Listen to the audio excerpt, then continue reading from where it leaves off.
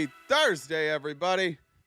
Thanks for hanging out with me last night. I was trying to recap what happened last night in my head, and what I can tell you is I know we had a good time, or maybe I had a good time. I think maybe you guys had a miserable time, and I don't exactly remember all the things that we talked about, but I loved it. I know it's probably not good for me. It's probably not good that those videos exist on the internet. I doubt that when I look back on those videos, I will be proud of them. But I'm probably going to keep doing them because there's just something about getting baked and then going on the internet that resets your week. Does anybody else feel that way? I'm not that tired from last night. I don't think it drives me nearly as nuts as it drives you guys because, like, I'm allowed to say stuff back to them. Like, you guys can't, right? So, like, for me, I can kind of pick and choose when I want to talk. I being in the audience watching those is highly stressful. So I understand that. she might be there. Admir has you more worried from last night. What did Admir do? Oh, Admir has more to be worried about. Oh, for me. Oh, that's right. The cannolis. I forgot about the cannolis. I forgot all about that. All right, yeah. Did I see Trump is updating his bunker? Are they? Fuck, man. Are we doing like the end? Is the world ending? And they're just doing it? And that's how they're covering up the end of the world, is that they're building a ballroom, but it's really a bunker? I don't like that idea. I don't like that I have no idea if that's like what they're doing. That if that turned out to be what they were doing, I don't think many of us would be surprised. That's the oh, is that the theory? I haven't heard that theory yet. You guys got a good video on that? Who came up with that theory?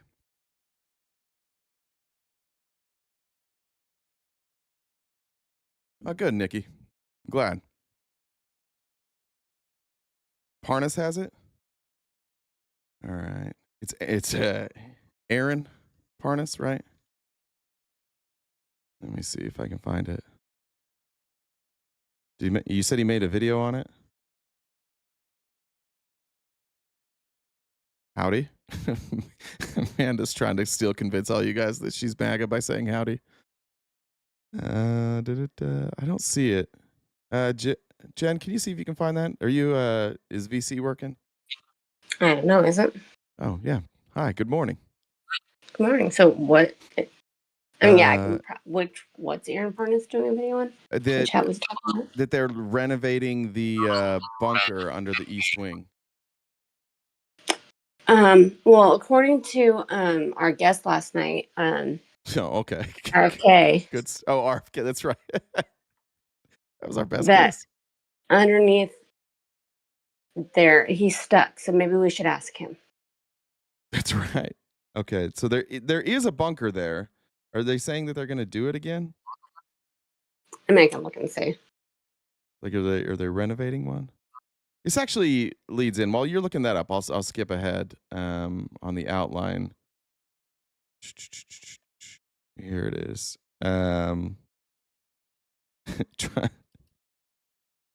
This guy, dude, this is just someone's like grandpa who's fucking lost it. This is an Oval Office meeting. They're supposed to be talking about Ukraine and Russia. And Trump brings out his fucking scrapbook. Have you seen this from the interwebs? Look at this thing that I'm about to do. Everybody, look at my new project. This is going to be fun. This is supposed to be a diplomatic meeting right here. They're supposed to be talking about like solving a war. And Trump's like, look at this new building I'm gonna build. Isn't it lovely? I think there'll be nothing like it. And it's being paid for 100% by me and some friends of mine, donors to it. The government's paying. What is the liberal version of howdy? I don't know. I think it might be fuck you. I'm not sure. Liberals are not pleasant people. None of us are very pleasant over here. I guess we're not liberals. We're on the left. I fuck that up every time. No liberals here. We're lefties. There we go. I think we're just all, nobody really shows emotion when it comes like a friendly emotion that way. We're very closed off. So Parnas does a couple videos on the ballroom. He did one 37 minutes ago. I haven't watched the whole thing, but I sent that one. Okay. I'll play this and then I'll jump in there. Absolutely nothing. We're also working with the military on it because they want to make sure everything's perfect, and the military is very much involved in this. Okay, so that would They want to explain make the sure bunker, everything is maybe. absolutely beautiful. You can see the kind of interiors that we're talking about. That's an interior of the ballroom, and it's the highest level. And you see it goes beautiful. I stayed at Trump's hotel one time, and I don't know anything about fashion or design, but I remember sitting there just thinking, like, this is the most like, there is nothing warm about this room. It just makes you feel like you're at an event and you have to follow a bunch of rules. I hate that so much. I would hate to be there. With the White House. I mean, the mix is beautiful. Kitschy. So over the years, many presidents have made changes. This obviously would be the biggest change, but this was something they've wanted for at least 150 years. All right. So let's see if I can get those Parnas. I wanted to show that because here's the who was this? This is George Conway. This was interesting. So as the fascists in Germany took over, this isn't proof of anything. It's just like how many more things are going to be exactly the same. As the Germans were fascisting, they made a new ballroom too. And what was under that ballroom? A bunker. I think this was 1939 when they did this. You know what I mean? Like, I think sometimes people, like conspiracy theorists, go like too far and say like, you're trying to copy what they're doing, or like, oh, nobody would openly do this. They would if they were a Nazi, though, right? Like Stephen Miller would do this. Stephen Miller thinks the only thing wrong with the Nazis is that it ended. I think that's his big gripe, is that they didn't win. So he's going to go back to all the parts of the playbook where he felt like they were winning. And this is the part that, like, the Germans and the Nazis, they all felt like MAGA feels right now. We're winning. And like, it was all a facade. It was all surface level. Hitler just kept bringing them in and telling them how great they were. He was throwing these lavish parties. I think even early on in the war, like if you were a member of the Nazi party, you could go to the theater. They would have shows for you. They would just keep you entertained while everything was getting fucked. And so like it makes sense that while like in America right now, we're struggling, Donald Trump is trying to do exactly what Stephen Miller would do and exactly what all fascists would do. They project strength by saying, like, we're going to spend all this money. Look, if we were really hurting, would we have all this money for a ballroom? Would we have all this money for new jets? It's the same thing. And at the same time in Germany, they were cutting benefits for anybody that they possibly could. Anybody that wasn't a member of the Nazi party first, then they ran out of money. Then it was just like the low-level Nazis that started losing their funding.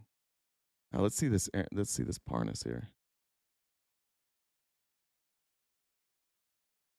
All right, what did he say? Here's we have some breaking not Lev Parnas.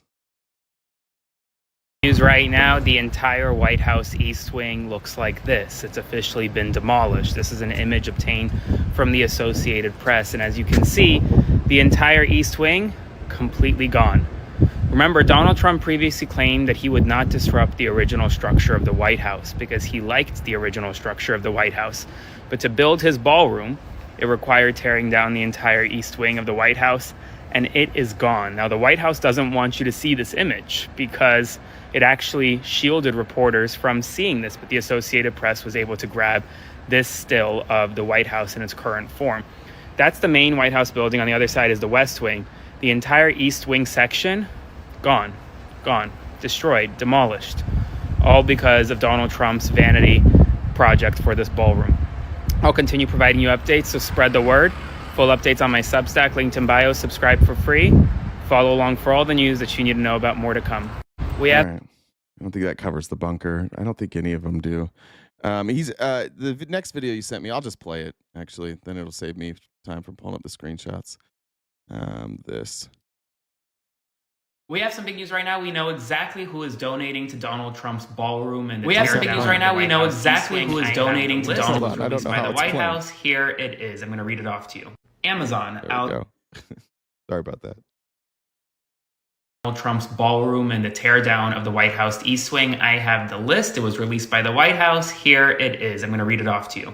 Amazon, Altera Group Incorporated, Apple, Booz Allen Hamilton, Caterpillar Incorporated, Coinbase, Comcast, J. Pepe and Amelia Fanjul, Hard Rock International, Google, HP, Lockheed Martin, Meta, Micron Technology, Microsoft, NextEra Energy, Palantir, Ripple, Reynolds American, T-Mobile, Tether America, Union Pacific Railroad, the Adelson Family Foundation, Stephen E. Brody, Betty Wool Johnson Foundation, Charles and Marissa Cascarilla, Edward and Sherry Glazer, Harold Hamm, Benjamin Leon Jr., the Lutnick family, referring to Howard Lutnick, the Commerce Secretary, the Laura and Isaac Perlmutter Foundation, Stephen A. Schwarzman, Constantine. Lutnick's making so much money. He's like, yeah, I can kick in for this. I'm fucking killing it.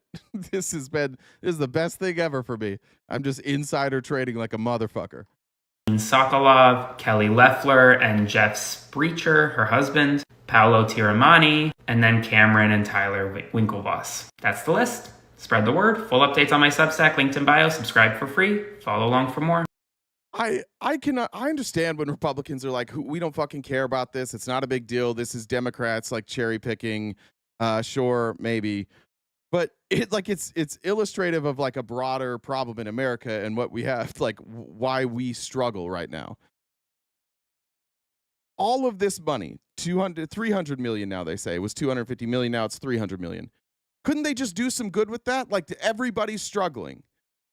If I was in this position, would any of you build a fucking ballroom right now? What kind of psychopath in the middle of economic disturbance, when a bunch of people are about to lose their health care, what kind of psychos like, you know what we ought to do? You know what'll make the American people happy? Is if we spend $300 million on a fucking building. That'll make them happy. Like, who is this for, MAGA? Why not take that money? Now, these guys are all giving Trump money because Trump cut their taxes, and he's giving them all contracts. Almost every person on that list. I can pull up the list here. I think it's from, I got it, I think from Midas Touch. Yeah. Here's the list. I mean, just, I didn't go through the whole list, but we can pick out people who we know have cut deals with Trump, who have already gotten benefits from Trump, who are partnering with Trump. Anybody know who Altria is? I don't know who that is. Amazon, of course. Apple, Booz Allen, Caterpillar, Coinbase. This is all the crypto deregulation shit. Comcast with every merger. Who's J. Pepe and Amelia Fanjul? You know, who's that? J. Pepe and, let's see. J. Pepe Fanjul.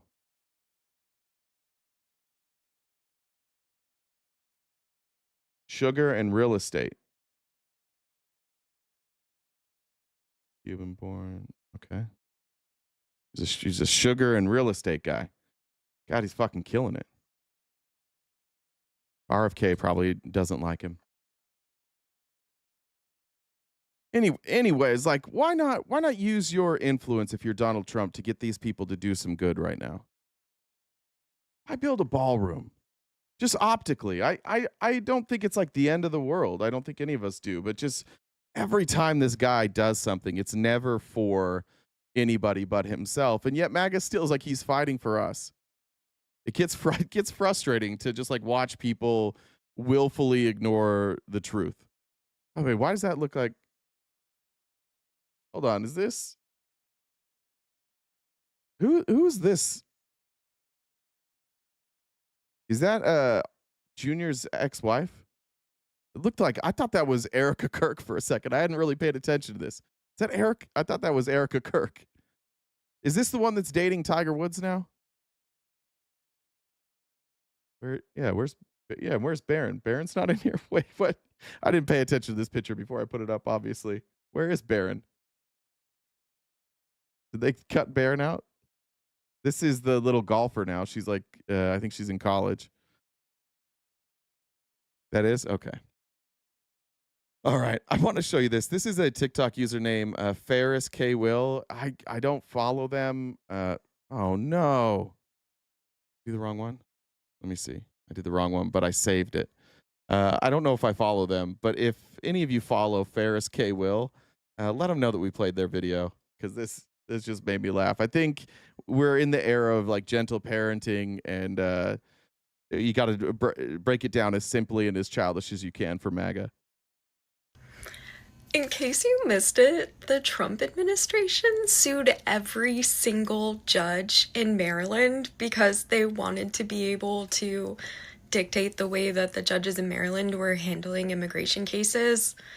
I think something to do with Kilmar Abreu, but tell me how he sued every judge. He said, "These are all my toys. No one gets my toys." But anyway, because he sued every single judge in Maryland, they had to bring a judge in from Virginia because the Maryland judges couldn't hear the case. And when I tell you this ruling from this judge, he said, "Bitch, you are weird. Fucking stop it." Did you see that quote? This is from the judge. Much as the executive fights the characterization, a lawsuit by the executive branch of government against the judicial branch for the exercise of judicial power is not ordinary. You can't sue us for our fucking power. What are you doing? You can't sue us. Except for maybe the Supreme Court's like, yeah, actually you can have it. You could just have it. You already got Congress. Stop it. And also, use your big boy voice inside, because whatever the merits of its grievance with the judges, the executive must find a proper way to raise those concerns. But they should just talk to Trump like this. I hope Trump sees this. He'll understand what happened. And also, use your big boy voice inside, because what the fuck are you doing? Oh my God. Have a good day. Yeah, Patrick, she's the crazy one. She's for sure. She's the crazy one. Good to see you back, bud. It's a good time to remind you guys. We are on yesterday's live. Also got flagged for what is it, Jen? Adult it can't be. They can't push it out. They can't recommend it because we have adult content or some shit like that. I say too many bad words is what we're finding out from YouTube. There appears to be. Either they changed some of their rules or we finally got on the radar. Jen, we got tons of feedback. It's one of those two things. And as we went back and analyzed both of them, we probably deserve it. But just a reminder, audience is going to be slow for a while. We got to figure out how to grow again. But it'll be kind of cool. I think it'll be just us for a while. However, if you want to share this with your friends that you want to see in the chat, that would help a ton. And also, if you'll engage with our content, that will hopefully help us get pushed out whenever this part ends, whenever the part where they say we can't be pushed out for non-adults ends. It just means that they can't sell ads is all it really means. So when they flag you this way, we're effectively demonetized. We won't get any ad revenue until I stop saying bad things, and I'm working on it. Jen? Well, that and all the nudity. Yeah, they said something about nudity too, huh? That could have been adult. That could have been Trump's certain neck. types of adult. That's not my fault. No. Yeah. I mean, it's not your fault that his neck looks like one of those. So. Yeah. It's sexual acts, sounds, or audios. It also could. We did have a conversation that maybe less less oral sounds. Yeah. We had that discussion too. So it's possible it was sounds of sex and or actions I performed on microphones. It could have been a lot of things.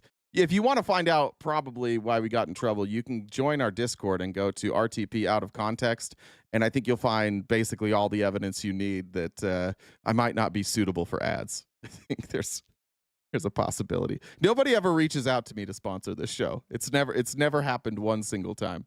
And my name's out there. You can find me if you want to sponsor the show, but not a single solitary offer, and that might just always be that way. This is pretty fucking on brand from last night. This is I found this TikTok creator. I think I forgot to put it though. I used AI to figure out who this was. It is Maria Esther Hammock from Ohio. I don't know what the TikTok username is. Can't see it. It's like hidden right there. Anyways, watch this. I've been laughing all morning at this APAC letter that's supposed to be dissuading people from voting for Kat, who's running for Senate in Illinois. So let me just read these bullet points, okay? These are supposed to be negatives. calls for unilateral recognition of Palestinian state. Now, I want to provide the context. That's a good point. It could also be the multiple videos I've shown, AI generated videos of JD Vance doing. Geez, you fucking his couch. I'm never gonna be able to censor this. Yeah, it could have been that too. That's a good point. That cat is in fact There Palestinian. At the Jesse Buyer. There it is. Let me restart it. At the Jesse Buyer. Bullet points. Okay, these are supposed to be negatives. Calls for unilateral recognition of Palestinian state. Oh no! Now, I want to provide the context. That cat is in fact Palestinian, and labels Israel's presence in the West Bank as an illegal occupation. Oh no! Get her off the ballot. Well, yes, that's just an observation, because that's just a fact. Basically blames Israel for the deaths of tens of thousands of Palestinians. Oh no! Yes, I don't think that's very basic. It feels like AIPAC knew this was going to happen, that somebody was going to make a video about this. This is a crazy thing to put out there. She keeps telling the truth, and she doesn't want people to keep dying. We must vote her out immediately. Baseless. It's actually way more than that too. Without recognizing Hamas's initiation of the conflict on 10/7/23, probably because it didn't start on that day. It's been ongoing for decades. Promotes the International Criminal Court. Oh no. That Isn't it amazing? Talking to that Zionist last night, and like just the reason Zionists and MAGA go so well together is it's a fucking great life. But if you hate your life and you just can't do this anymore, all this information, all this bad news, all this stuff that keeps coming in that gets you down, that you have to think about every day. I don't want this for you, but like if push comes to shove, maybe like be MAGA for a while.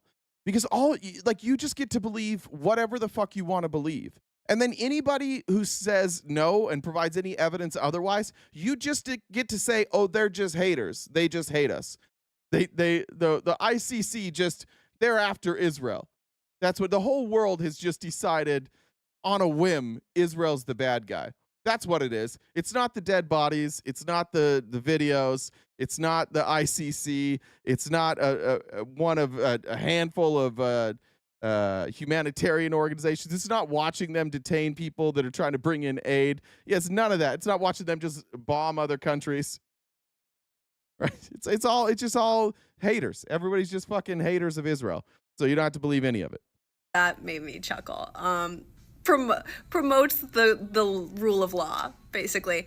A biased anti-Semitic institution targeting Israel under the false guise of justice. Yeah. This list is genuinely ridiculous. She promotes the rule of law and that the International Criminal Court. Tim Brown, this is a letter from AIPAC. T Brown, I think this is again, every time you guys talk shit, you just show that you don't know what's happening. It's a crazy thing for you to say, to call this a meme. This is a letter or an email that AIPAC wrote. This is actually directly from the source. She hasn't even spun anything either. She's just reading it word for fucking word. And you're like, that is a picture on a screen.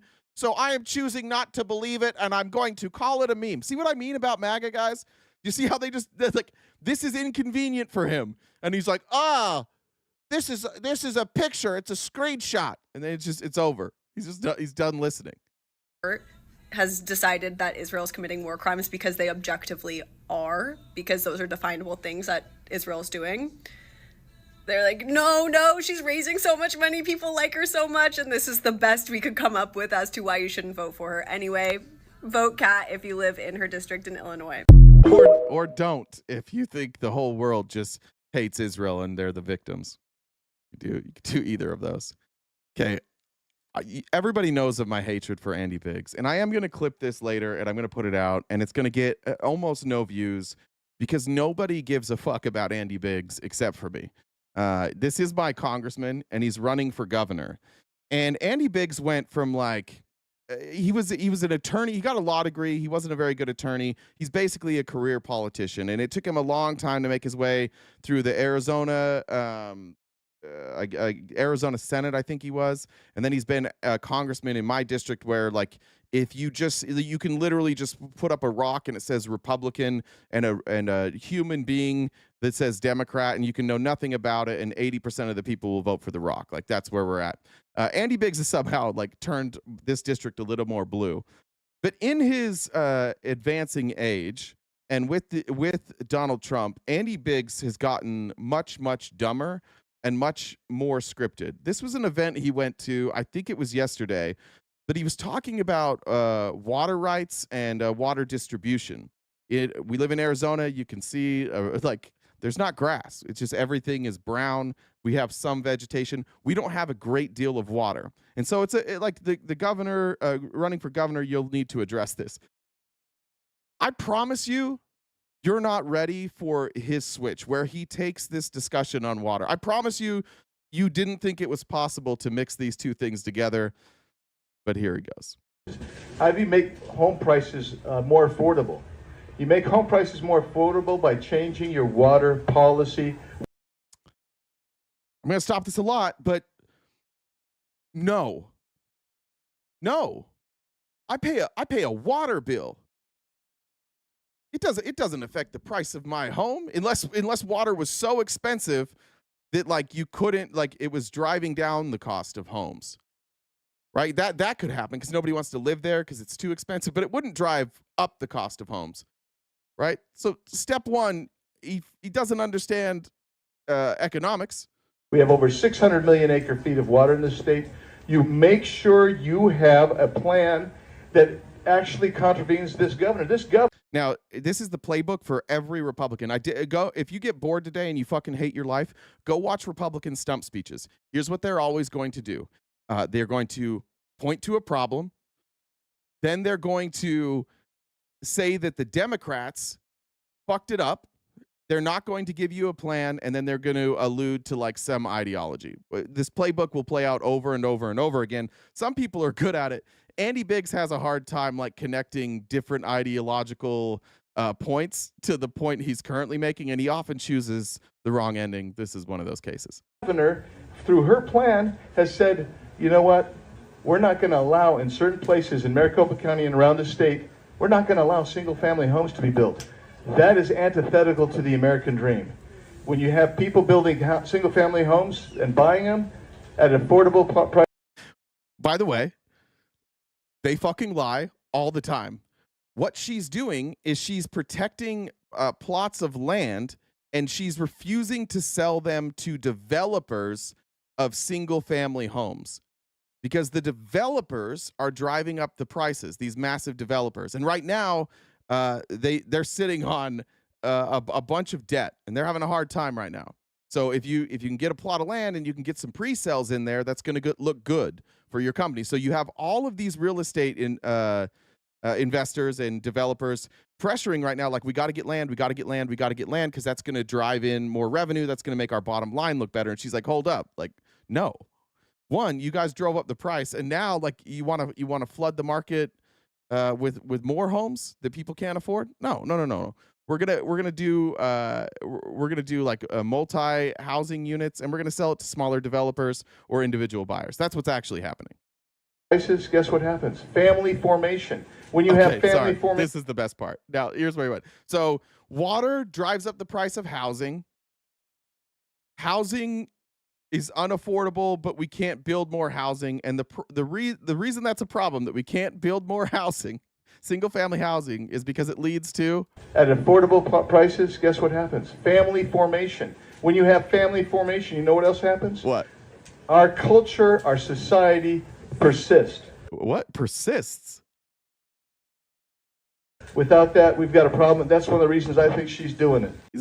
He did replacement theory. He went water rights, house prices, replacement theory. Us whites need to breed more. That's what he's saying. We need houses so we can fuck more, so we can have more kids. So look, what our culture, our society persists. If you don't have kids, our culture, our society won't persist any longer. They have nothing. The entire Republican platform is based on this lie of replacement theory at this point. They have no plan. Did you hear a plan there? There's something in the water he's drinking. It's dust. Our water tastes like dust all the time. It's not. It's just like this is what happens when you get stuck in a Republican like echo chamber now, which Andy Biggs is. Andy Biggs doesn't take questions. He does public town halls, but they're teletown halls. And I can tell you from experience, if you ever ask him a tough question, you're forever banned. So now he can't take you off. So if he calls now and if I type in that I want to talk, they'll ask me what the question is, and then they'll just hang up on me every single time. So it'd be great if Biggs would talk about his plans and not all about Hobbs. He doesn't have one. Republicans don't have any plans. That's a little bit of the theme today. There doesn't seem to be any plan for anything other than like, we just hope Trump pulls us out of this. This is wild. I don't know what to do with this. I don't know what to do with Candace Owens. She looks tired. It appears she's getting a lot of backlash, and is Candace Owens gonna wind up a martyr? Only take hard questions from behind. That's not bad, T Brown. It's not really. It's more of an exclamation point than a question mark. But just really needed to just take a breather and really process everything that happened with Charlie and what it kind of means in terms of where we are. And I think it is a circumstance where we just know that he was truly betrayed in one of the most egregious ways that I think I've ever seen. It has made me lose faith in politics. It has made me fully lose faith in Trump. And my heart aches for the fact that he gave so much of his life to Trump and to politics. Oh, just wait for it. I don't think she got a talking to. And they just were like, nope, that is it. It serves us or it doesn't serve us, and we want to move on. And so here's a holiday. Bro, if they try to give me a holiday, what is with them giving people a holiday after they kill them? Why is that a thing? You know what I mean? They're like, oh, Martin Luther King, what about this holiday? What about this boulevard? Anyways, let me knock it off. Like, they're going to give Charlie Kirk a boulevard. They already did. They did in Israel. They gave him freaking boulevard. It's like, as soon as they give you a boulevard and a holiday, they definitely killed you. That's not a terrible point. The rush to make it a holiday, the rush to like the way that they're celebrating the Turning Point USA thing, like they're using him as a martyr. But that's not the worst. Like I'm with you guys. I don't know what to do with Candace Owens. Why would you nuke your career to say what she's about to say? Why would you put your life in jeopardy in the way that it might be after she says what's coming next? Okay, there's no question. They killed you. There's no way. That's like their signature thing. It's like that's what they do. It's the Fed signature. It's how they sign off after they murder you. They're like holiday and a boulevard. And it's never on a nice side of town either. Like Charlie Kirk Boulevard is not going to be a nice side of town. Anyways, I will be back on the 27th, you guys. Thank you guys for all the support throughout these couple of weeks. You missed it, these one more last time. Day. They definitely killed you. Okay, there's no question. They killed you. There's no way. That's like their signature thing. Just accusing the Trump administration of killing Charlie Kirk. That's wild. I haven't seen anybody else do it. There is a not insignificant amount of people who aren't buying this bullshit. I'm a little bit like thankful for the conspiracy theorists because they do sometimes go down roads that I definitely wouldn't go down, and they'll dig and dig and dig. There's a guy named Ian Went who I'm not a fan of politically or personally, just knowing some of his dealings in Utah, but like they go down this rabbit hole, and it's pretty convincing for the people on the right. There's a division here. I get why she'd do this if she didn't really believe it. I think she's a true believer too. I'm with you there. I don't think people do this kind of stuff unless they truly believe it. I don't know that makes them right. Wasn't Turning Point involved in J6? They were. Shar, sorry, I wasn't reading comments. Shar said, I support vulgarity. Keep up the good work. Amy said, your background's my conspiracy now. My other theory of Melania being a handler for the Russian oligarchy. True, I'm thinking. I don't mind that. I stole this from Twitter. Let me check these other ones that are coming in real quick. One came in from Jen. Peter said, love the show. Fuck the Republicans. Take that, Republicans. Alicia said, call people nussies instead of pussies. Okay, that's a good idea. That's gonna be blocked at some point. Once Trump has enough leverage on YouTube, he'll block nussy too. All right, I think I got all this. Moving on. I think Midas Touch. I don't know if they're still the #1 podcast. I admittedly don't listen to it. It's not like my kind of news, but I think they do some good work. I like Adam Mockler a lot. I know he's with Midas Touch, but Midas Touch, they're really, really savvy. They're good with media, obviously. They're one of the top podcasts in the country. Their targeted ads are really good. And Michael Wolff is somebody who has struggled because not a lot of people believe Michael Wolff, including myself. He's the one he's written a bunch of books about Trump. He's the one that keeps kind of hinting at the idea that there's videos with Trump and girls that he said he's seen. And Michael Wolff has always kind of been like his own PR. And so Midas is taking him, it appears, this is a guess. I think Midas went to Michael Wolff and said, hey, let us help you out here. We're going to help you with a lawsuit. And now they're announcing this lawsuit, which I think is a really, like politically, just a really, really good idea. Okay, I have an announcement. For those of you who don't know me, I'm Michael Wolff. I've written 4 books about Donald Trump.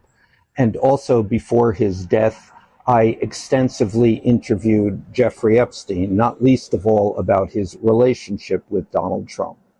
I've spoken publicly about aspects of those interviews, including the things Epstein said about his relationship with both Donald Trump and Melania Trump.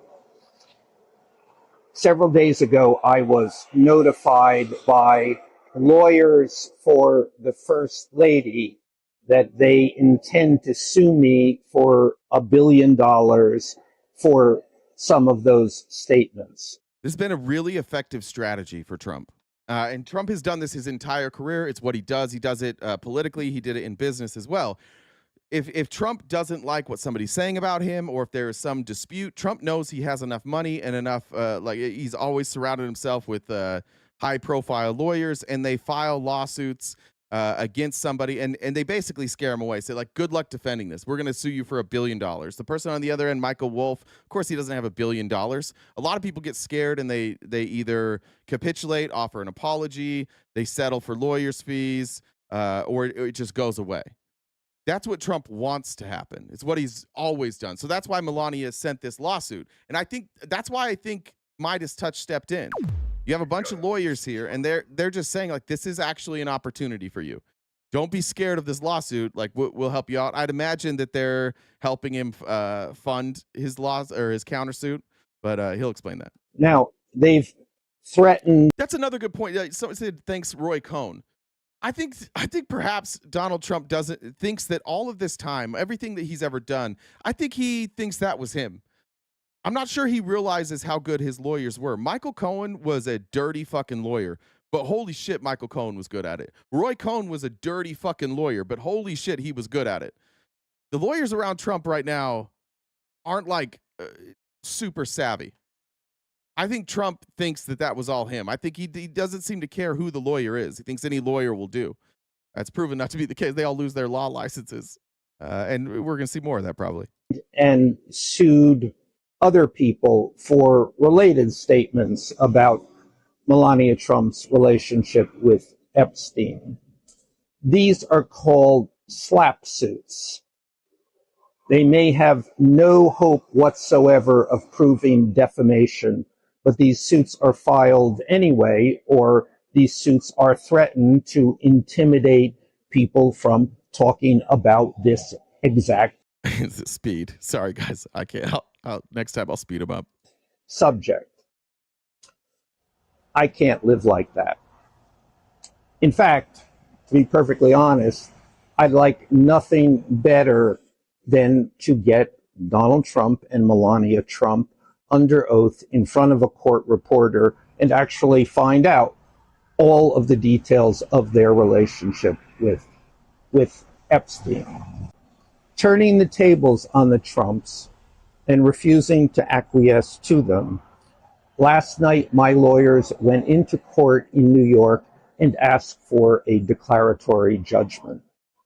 In other words, we will have subpoena power to call witnesses and to find out exactly what the relationship between Epstein and the Trumps was. Now, they've made this mistake before. I don't know if Trump's going to make this same mistake again. The problem is that what Melania is suing him for is defamation. So in order for him to be able to defend himself, he gets discovery. He gets to see, they get to see his information, and he gets to see theirs. So if he's making a claim and they're saying it's defamatory, he has the opportunity to defend himself with that information. She would have to sit under oath.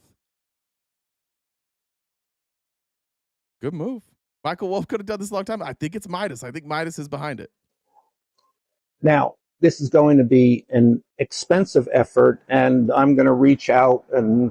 By the way, I think how this goes, like, this is great. This would be a game changer. I think what Melania is going to do is drop the lawsuit, but they won't publicly say they're dropping the lawsuit. They'll just kind of let it go away. There's no shot Melania is going to sit for a deposition. She wouldn't do it anyways. I don't think she gives a fuck about this lawsuit. I think that she's being used for political points. There's no chance she's going along with this. She fucking hates that guy. And by that guy, I mean her husband. There's no way. But it'll just all go away. But if it doesn't, that'd be amazing.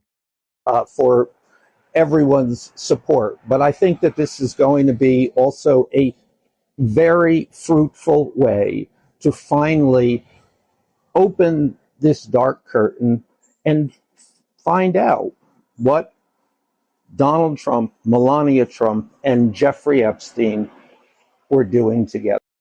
Good move. Oh, please let the lawsuit happen. Please. Waste 10 mil? They don't necessarily have to waste 10 mil. Is that what Larry's response to that is? Oh, no, they might find something out. That's a waste of money. Finding out answers and getting the truth is a waste of money. I like it better over here when we just don't have to have proof. Good to have you back, Larry. Thanks for being here. You made it almost 45 minutes. No mutes. Been on your best behavior, Larry.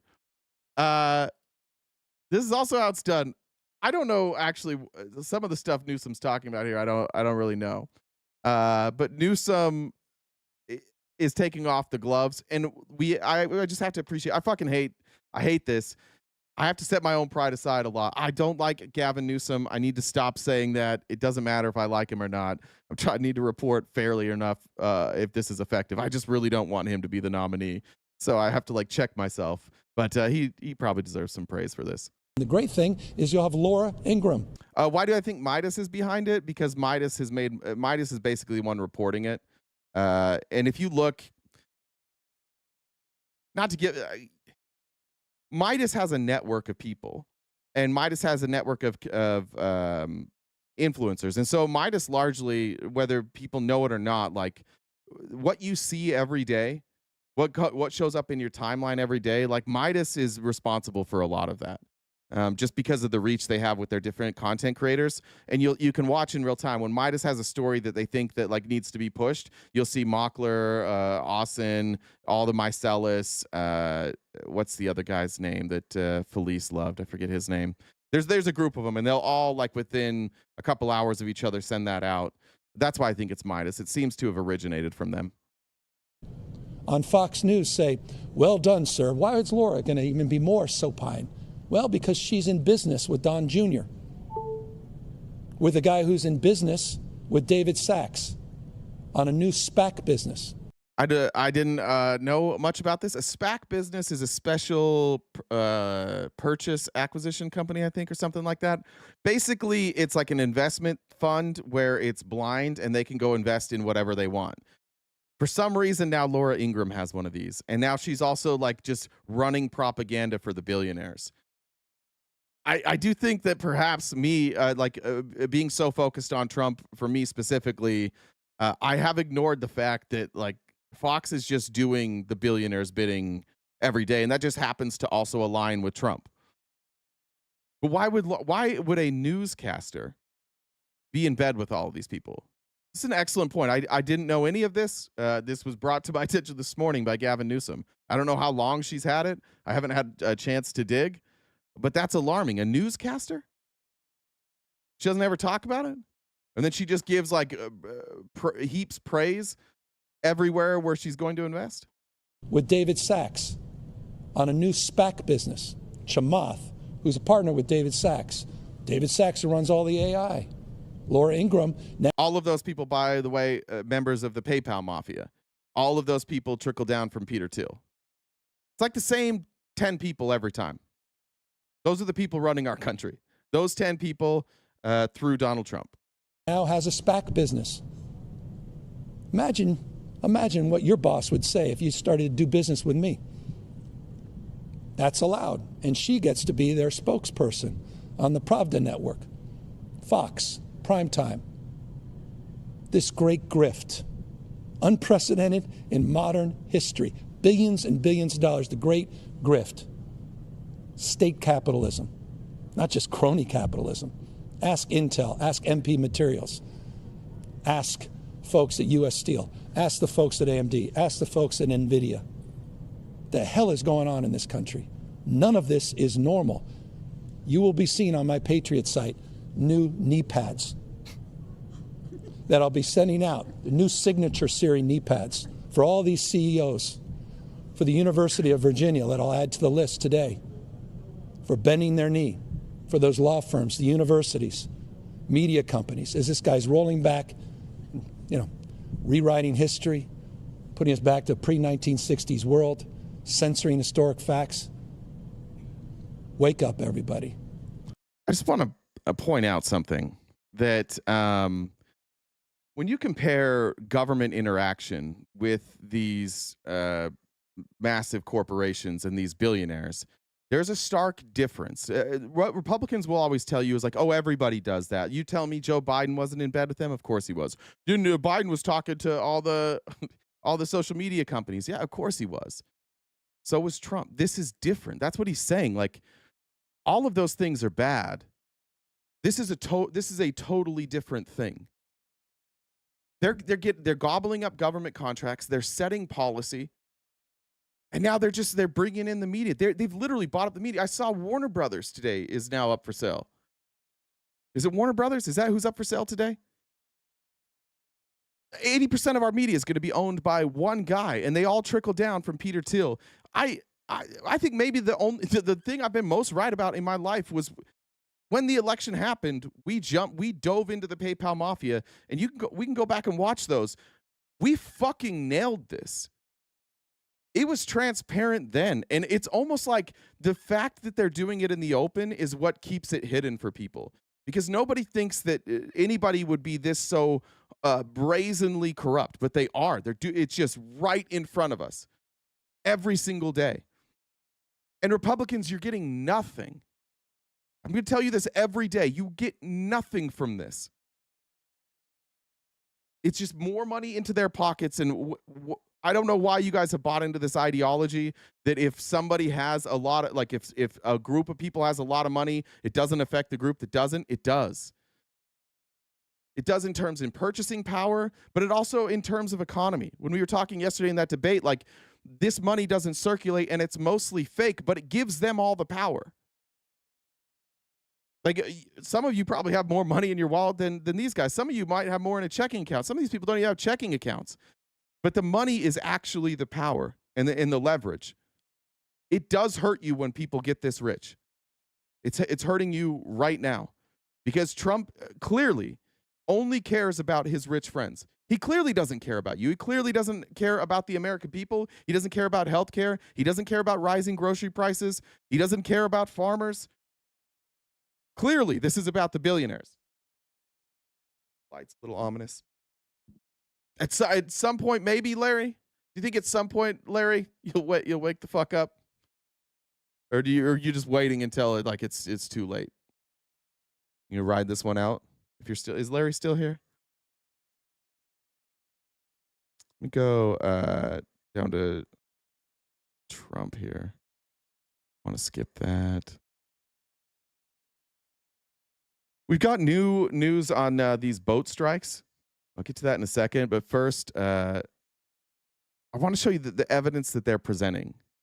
Publicly, the evidence that they're presenting that these boats were like drug traffickers is not any evidence at all. They're just saying, trust us. Binance got pardoned today? Hold. Jesus. Are you serious? Go ahead. Hey, Pierre, what are we lying about, Pierre? Go ahead, in the back, please. Do you have legal authority if they do come? Yes, we do. We have legal authority. We're allowed to do that. And if we do by land, we make... Somebody explain how we have legal authority to shoot down boats in international waters.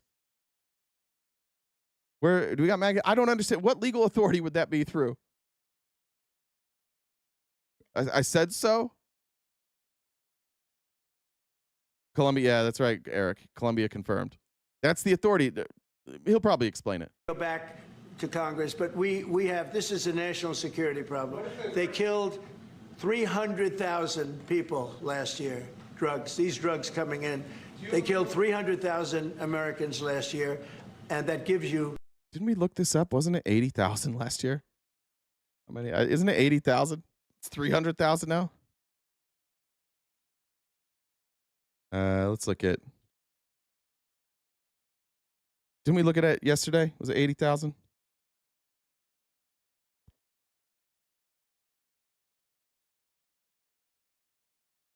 Yeah, it went down 24%. 87,000. Yeah, I'm going to go back to this because we're not going to pretend like we have to do this. This is a crazy person. Nobody tells you the number is 3 times higher every single time. Why do you guys continue to ignore this? This is a crazy person. The number is 87,000. Why is he always wrong? And why is the number always like 3x? They killed 300,000 people last year, these drugs coming in. They killed 300. By the way, no fentanyl. Virtually no fentanyl. In fact, I've found no evidence that any fentanyl has come in through Venezuela. It mostly comes in through China and through Mexico. Anything that's going from Venezuela is usually cocaine. It's less than 5% of all of it. Yeah, it's going to be $1 billion next month. Yeah. He's murdering people, and then he's lying to you about like the justification. If he had justification, he could tell you the authority, and he could tell you the real numbers. It is alarming how many Republicans are just like, I don't give a fuck if we just murder people. I don't care at all. Justice is irrelevant. Throw them in prison. I don't care. 100,000 Americans last year, and that gives you legal authority. We have a national security, really, I will say this. When you look at the people we're dealing with, and we know them, we know the people coming in, we know the boats, we know everything else. No, you don't. There's another lie. We don't know who these people are. Tell me, have you guys heard a single name? Have you seen a name released from our government? We've seen it from Colombia. We've seen it from Venezuela. Do you guys know? We just trust the government, right? By the way, that's the answer from Republicans. I'll show you in a little bit. But that is their answer. Their answer is, I don't know, I just trust him. We're allowed to do it. It's in international waters. If we don't do it, we're going to lose hundreds of thousands of people. Now, which part's the lie, Pierre? Did you confirm that? What's the lie? Oh, was it up there? They're killing fishermen. Where? I'm looking for it, Pierre. Sorry, bud. Why am I lying? Which part's the lie, Pierre? I could be wrong. Like, I could be wrong on this. That's why I'm asking. Did he give an answer? I know he's talking to Benny. Do we have a blind spot here? As far as I know, we don't know the names. As far as I know, we haven't confirmed drugs. The closest we've seen is like Trump said, oh, these fishing boats don't have 5 jets on them. But then they showed the boat and it didn't have like 5 jet engines or whatever I think he called them jet engines. I don't know what I'm missing here, Pierre. It seems like what you're frustrated about is me covering this. If they're so bad, why'd you release them to their country instead of trying them? That's a fair point. You didn't answer, Benny? Okay. If you guys have something that I'm missing, I'd be happy to hear it, Pierre. Or you can come up. As always, anybody is welcome to come up here and talk to me. You can just message Jen Dub, JENNDUBB1, on Discord, and she'll bring you right up. I think potentially next week we may add a phone number to make this a little bit easier. We'll just have to screen it. All right. Now, this is Tom Tillis, and I would think that Tom Tillis knows more than Pierre. I would think that all these people know more than Pierre. Oh, this is the wrong one. Oh, wait, hold on.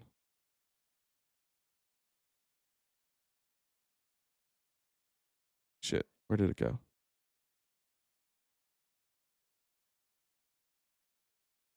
That's the next one. I might have the wrong link. Let me play this from Chris Hayes.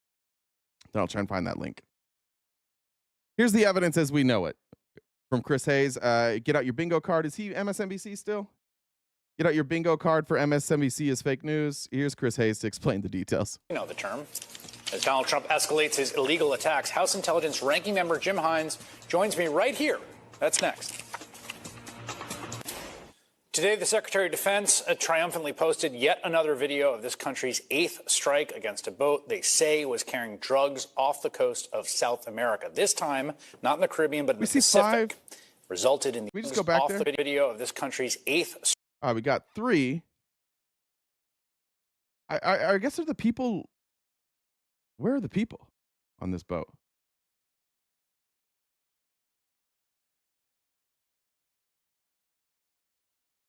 By the way, this boat also, this boat could never get to America. So, 1, I don't know how they're confirming what's on it. 2, how do they confirm where it's going? This one looks an awful lot more like a drug running boat than the previous one. But I'm still missing, like there's a cover here, so maybe they're saying that's covering the drugs. I have no idea. Oddly, the cover for some reason is the same color as these engines. It could. Why would the engines be that color? Anybody that's good like with video, why? I don't usually see engines that color. Usually there's a brand name on it. Would this be a cover? Why are the engines the same color as this cover here? And why are there no people? Anybody on that? No, this is the Pentagon. See, there's the bingo. Yeah, somebody said MSNBC. It's literally up here. It's from the Secretary of War. That's Pete Hegseth. This video is from the Secretary of War, Pete Hegseth. The MSNBC is just something to confuse you. Does anybody know about it? Like anybody on that though? Know why this is all the same color? Why there's no people? Did they bail? Did they jump out of the boat? Of this country's 8th strike against a boat they say was carrying drugs off the coast of South America. This time, not in the Caribbean, but in the Pacific. Resulted in the extrajudicial killing of 2 people on board. The Trump administration has now killed 34 people in 8 separate instances under the justification of, quote, narco-terrorism. Last week, we learned that 2 men who had survived here. This is the one they were talking about, I think this one, where they actually had a distress signal going. They were dead in the water. And they just got blown. And the family said that one of the guys on board was a lifelong fisherman. Now, of course, I can't verify that. But at least it's more than what our government's giving us. Our government's giving, look, boats, dead, trust us. Narco-terrorism. Last week, we learned that 2 men who had survived one of those bombings, and rather than arrest the men Trump previously described as terrorists shipping drugs overseas and engaged in armed conflict for the U.S., the administration returned them to their countries of origin, Colombia and Ecuador, quote, for detention and prosecution. Well, now the Associated Press is reporting the Ecuadorian man has already been released by authorities after it was determined that, quote, there is no evidence or indication that could lead prosecutors or judicial authorities to be certain that he had violated any laws in that country. I was going to show the Rand Paul clip the other day, but Rand Paul brought up a good point that, like, even the boats that we pick up coming into Miami, I think 25% of the time, boats that we suspect of having drugs don't. So even close by here with people who have been like navigating these waters forever, even then, 25% of the time we get it wrong. At best, 2 of these boats were, by our own data, at least 2 of these boats probably weren't carrying drugs. The Colombian man remains hospitalized in his country, according to the AP. All of this punctures the conceit that these people are just so dangerous that they must be killed on sight. It comes, as we learned from The Guardian, the intelligence used to determine which boats to target is coming from the CIA, and that can mean that any evidence is... That's the scariest part. This is the cover-up.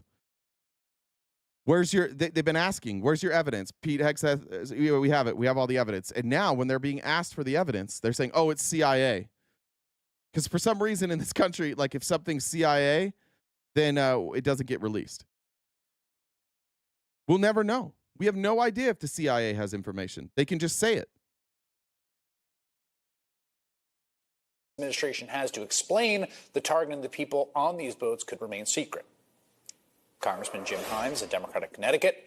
He serves as the ranking member of the Intelligence Committee, and he joins me now. Good to have you here. What do you think about the administration's campaign of extrajudicial killing in the seas? Well, your terminology is right when you say extrajudicial. Yeah, Coach Gene, we just blow him up under suspicion. That is Trump. That's his way. Like, he's a strongman authoritarian. He wants everybody to be afraid of him. MAGA is afraid of him. You guys are all terrified of him. You would never say anything against him. You are all such pussies that it's impossible for you to say anything bad about him. And it's not because you love him. It's because you're deathly afraid of him and the movement and not being part of it. Because you know how they treat everybody outside of the movement. You know how little they value life outside of this movement. You're not allowed to talk about them. I've got a clip here. I'll play in a little bit of Marjorie Taylor Greene. Like she's fearing for her life right now. Judicial. If there is any legal authority for this, it is not something that in now Yeah, weeks and weeks Tulsi? of this occurring has been shared with the Congress. Why is that? Probably because it's a pretty flimsy case. You don't need to be too far out of Civics 101 to know that if the military... I'm sorry. Could somebody break this down? This doesn't seem to be attached to the outside of the boat. It's going fast. Like, if this is like some sort of cloth, wouldn't it be flapping? Why are the engines the same color? What the fuck is this? I've never seen that in a boat. Why does it cover? Like, this is edited.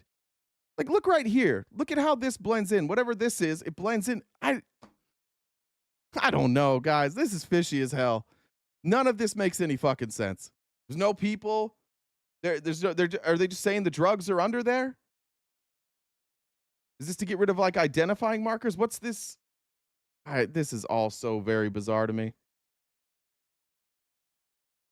I don't know why the green and the blue, like that could bleed through with the green screen if you don't have your filters right. Like I can watch. Let me show you on the green screen filter. I can remember what number that's at. If I go, let me move this over here. You guys can see it. And see if we can bleed that green screen through. See how that green can bleed through a little bit if I don't get the scaling right, and if I switch it to blue. If it was a green screen in the back and that was just a little bit like lighter, I don't know. That boat, just specifically to be untrained eye, I could be totally wrong. That just looks fishy as hell to me. Out of Civics 101 to know that if the military, the United States military, is going to take lethal action, and it's not because somebody has just invaded our country, that requires congressional approval. Full stop. Full stop. There's not an exception to that, and there has been no approval. Full stop. It's the same boat. There's a different view of it. The fuck is driving the boat? Stop. Full stop. There's not an exception to that, and there has been no congressional approval. Just calling somebody a terrorist. Now, by the way, I think it's worth maintaining the distinction between a narco-trafficking group and a terrorist group. They have very different aims, very different methods. But even if you decide you're going to call them a terrorist group, that doesn't give you lethal authority. So, and you said it exactly right. That's great. Misinformation mayhem. If evidence can't be provided, your claims can't be justified. Amy Lynn says DOJ's own report says has 76% of political violence and murder comes from the right, 4% from the left. So Marjorie Taylor Greene has reason to be afraid. Thank you, 6 Cents Amelia. Wasn't one of Trump's doctors drug trafficking to his administration last term? Yeah, don't get on a boat. What's that guy's name? What was that doctor's name? I'm getting worse at this. There's too much stuff in my head. Candyman. Fuck, what's his name? That's crazy. Ronnie Jackson, thank you. Ronnie Jackson. Yeah, I'm getting worse at this. Thank you. Mindless said, maybe you've heard this before. You should really get a press card and spit facts in real time while they're doing a press release. I'd have to go to DC. That'd be cool though. I would love to cover day-to-day stuff. I think I'd really enjoy that. John said, when are the calendars being shipped? I think we said August, and then we're like, oh, we're going to do next year. And then to be honest, I 100% forgot about it. So we need to keep reminding me. I think we said next year we'd have it out. Fact that these two individuals who apparently are, in an, armed combat against the United States, the fact that we didn't, these dangerous individuals, we didn't send them to Guantanamo, we didn't put them in a military tribunal or ask them to be prosecuted, we sent them back. Why? Because the moment those guys appeared in a U.S. courtroom, it would be evident that this is an illegal program. I think people got so acclimated to strikes by the U.S. government all over the world, from Somalia to Afghanistan and Yemen and everywhere in between. You could lose sight of the fact that there was, I think, a sort of stretched congressional authority for that. Authorization of use of military force against al-Qaeda and associated forces, which was read to mean groups that didn't exist on 9/11, but still. What you're saying is, even if you think that was a bridge too far, there's no bridge here. Like, they're inventing this whole cloth, right? They say it's just his Article 2 inherent powers to blow up anyone he wants. But it's not. It's not, right? I mean, you can read the Constitution, and the Constitution is really clear that the president has no powers to engage the military in hostilities unless he has approval by Congress. And so... Or if you have a Congress who won't hold you accountable. Those are the two options. It is wild watching, like, Trump just do all this extra constitutional stuff and then just watch Republicans every day be like, well, it's common sense. Yeah, but that's why we have a constitution, so we don't have to, like, decide what common sense is.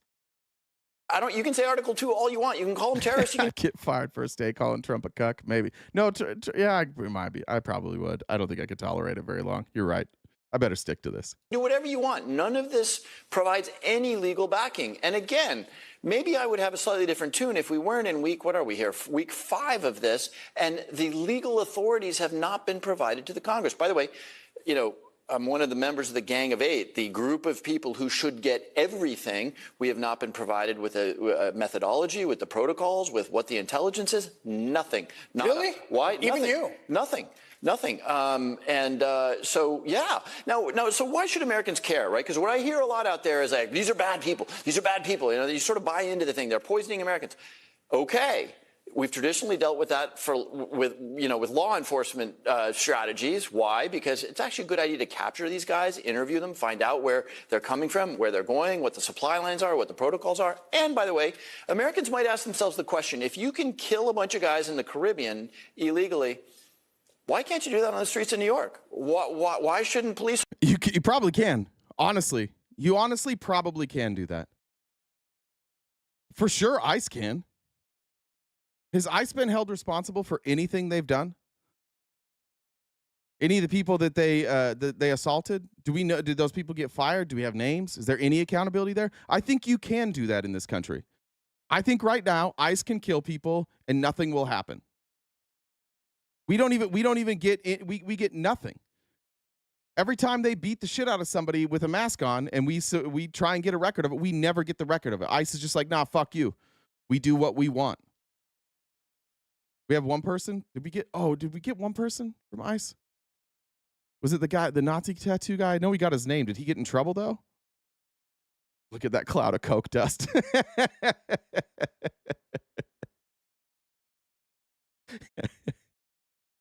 His stick is just seeing waste.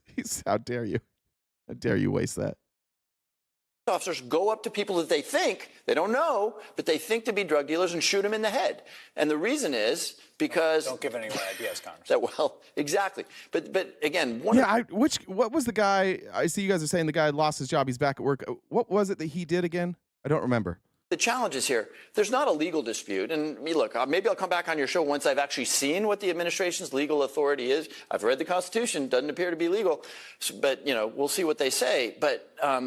Americans should be profoundly concerned. They should be asking themselves, if the administration can kill people illegally this way, where does the line get drawn? You asked about Platner or Planter. Is it Platner or Planter? I don't know much about his tattoo. What's the deal with his tattoo? Jen, do you have the story? Do you have that story? I know he has some sort of tattoo that I haven't seen it. I think it has something to do with like white nationalism.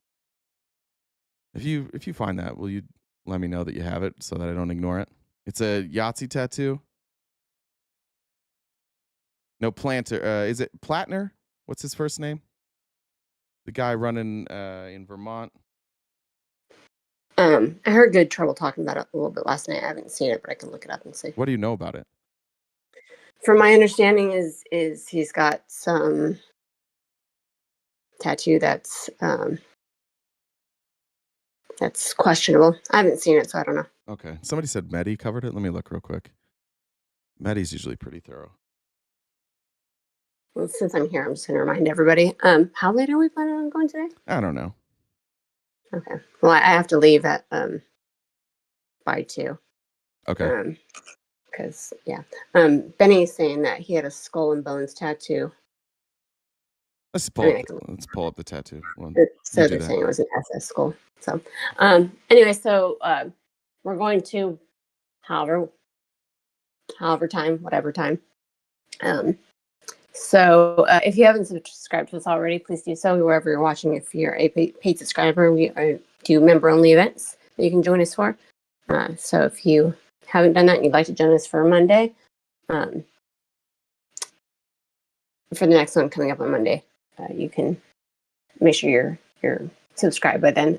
If you disagree with RTP, you can come up and talk to him. You don't have to stay in the chat. How you do that is you send me a DM on Discord. My Discord username is the same as the Venmo. So Jen with 2 N's, Dub with 2 B's, the number 1. And check out the link tree in the bio. We're on most social media platforms. We've got merch. Jay's on Cameo. And I'm a little behind with uploading some of the stuff from Spotify with all our most recent flags that we've gotten. So I'll upload some. So I did upload our most recent transcript to Google Gemini and asked it to identify some of the flags.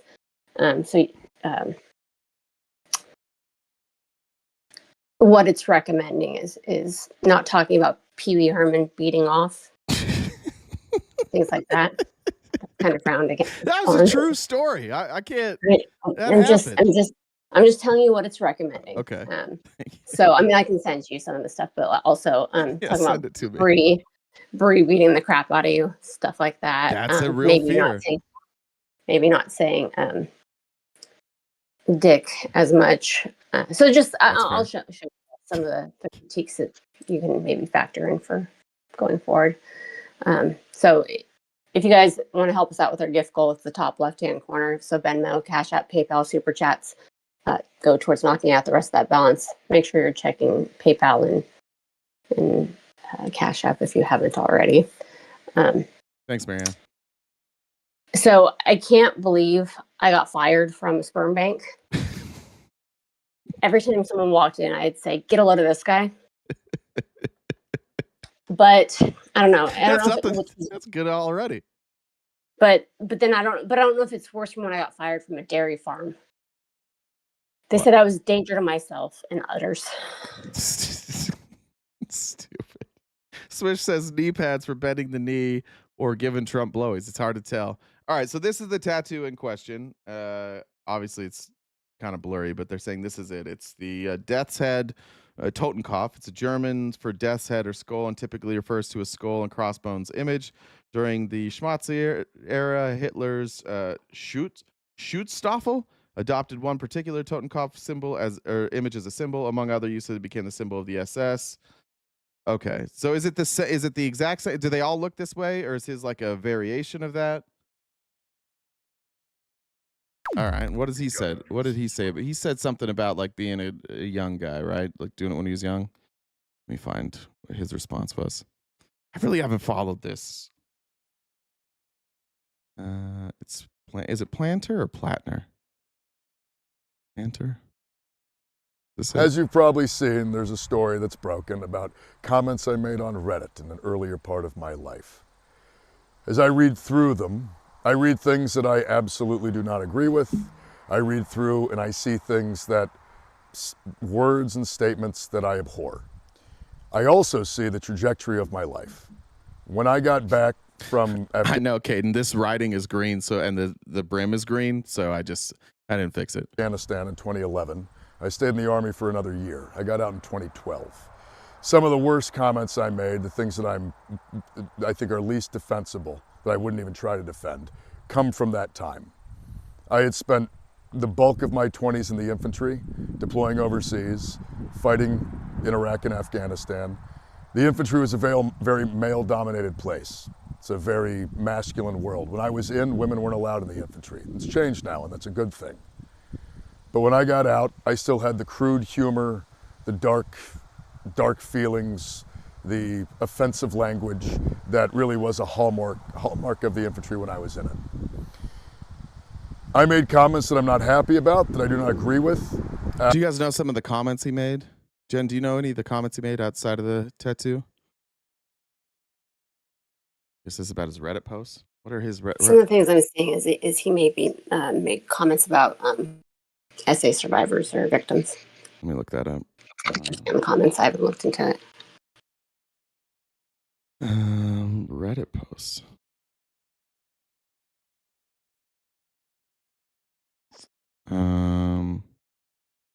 Here's one. Did anyone else turn into a hippie after getting out? I guess is this him? I'm a vegetable growing psychedelics taking socialist these days. After the war, I pretty much stopped believing in any of the patriotic nonsense that got me here in the first place. And I'm a firm believer that the best thing a person can do is help their neighbors and live a loving life. Still got the guns, though. I don't trust the fascists to act politely. I don't know when that was. It's weird that it says 17 hours ago. How old is that screenshot? Somebody's been holding on to that for a while. What else did he say? Somebody said he said something about assault victims. Jen, you said?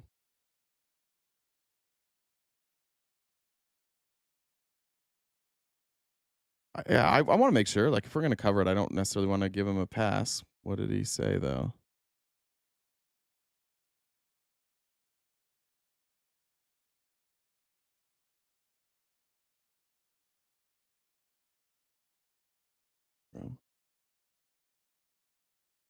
WAPO said, of course it was WAPO.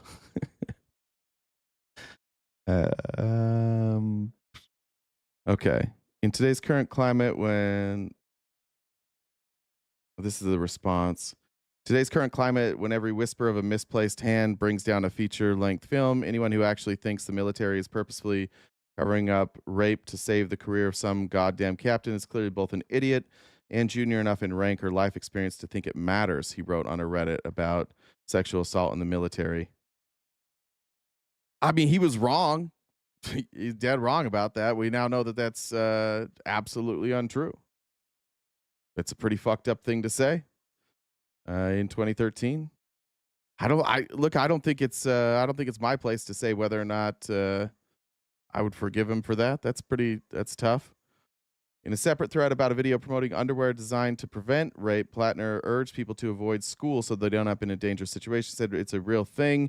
If you're so worried about it, to buy Kevlar underwear, you'd think you might not get blacked out, fucked up around people you aren't comfortable with. That's pretty bad. Is there any other ones?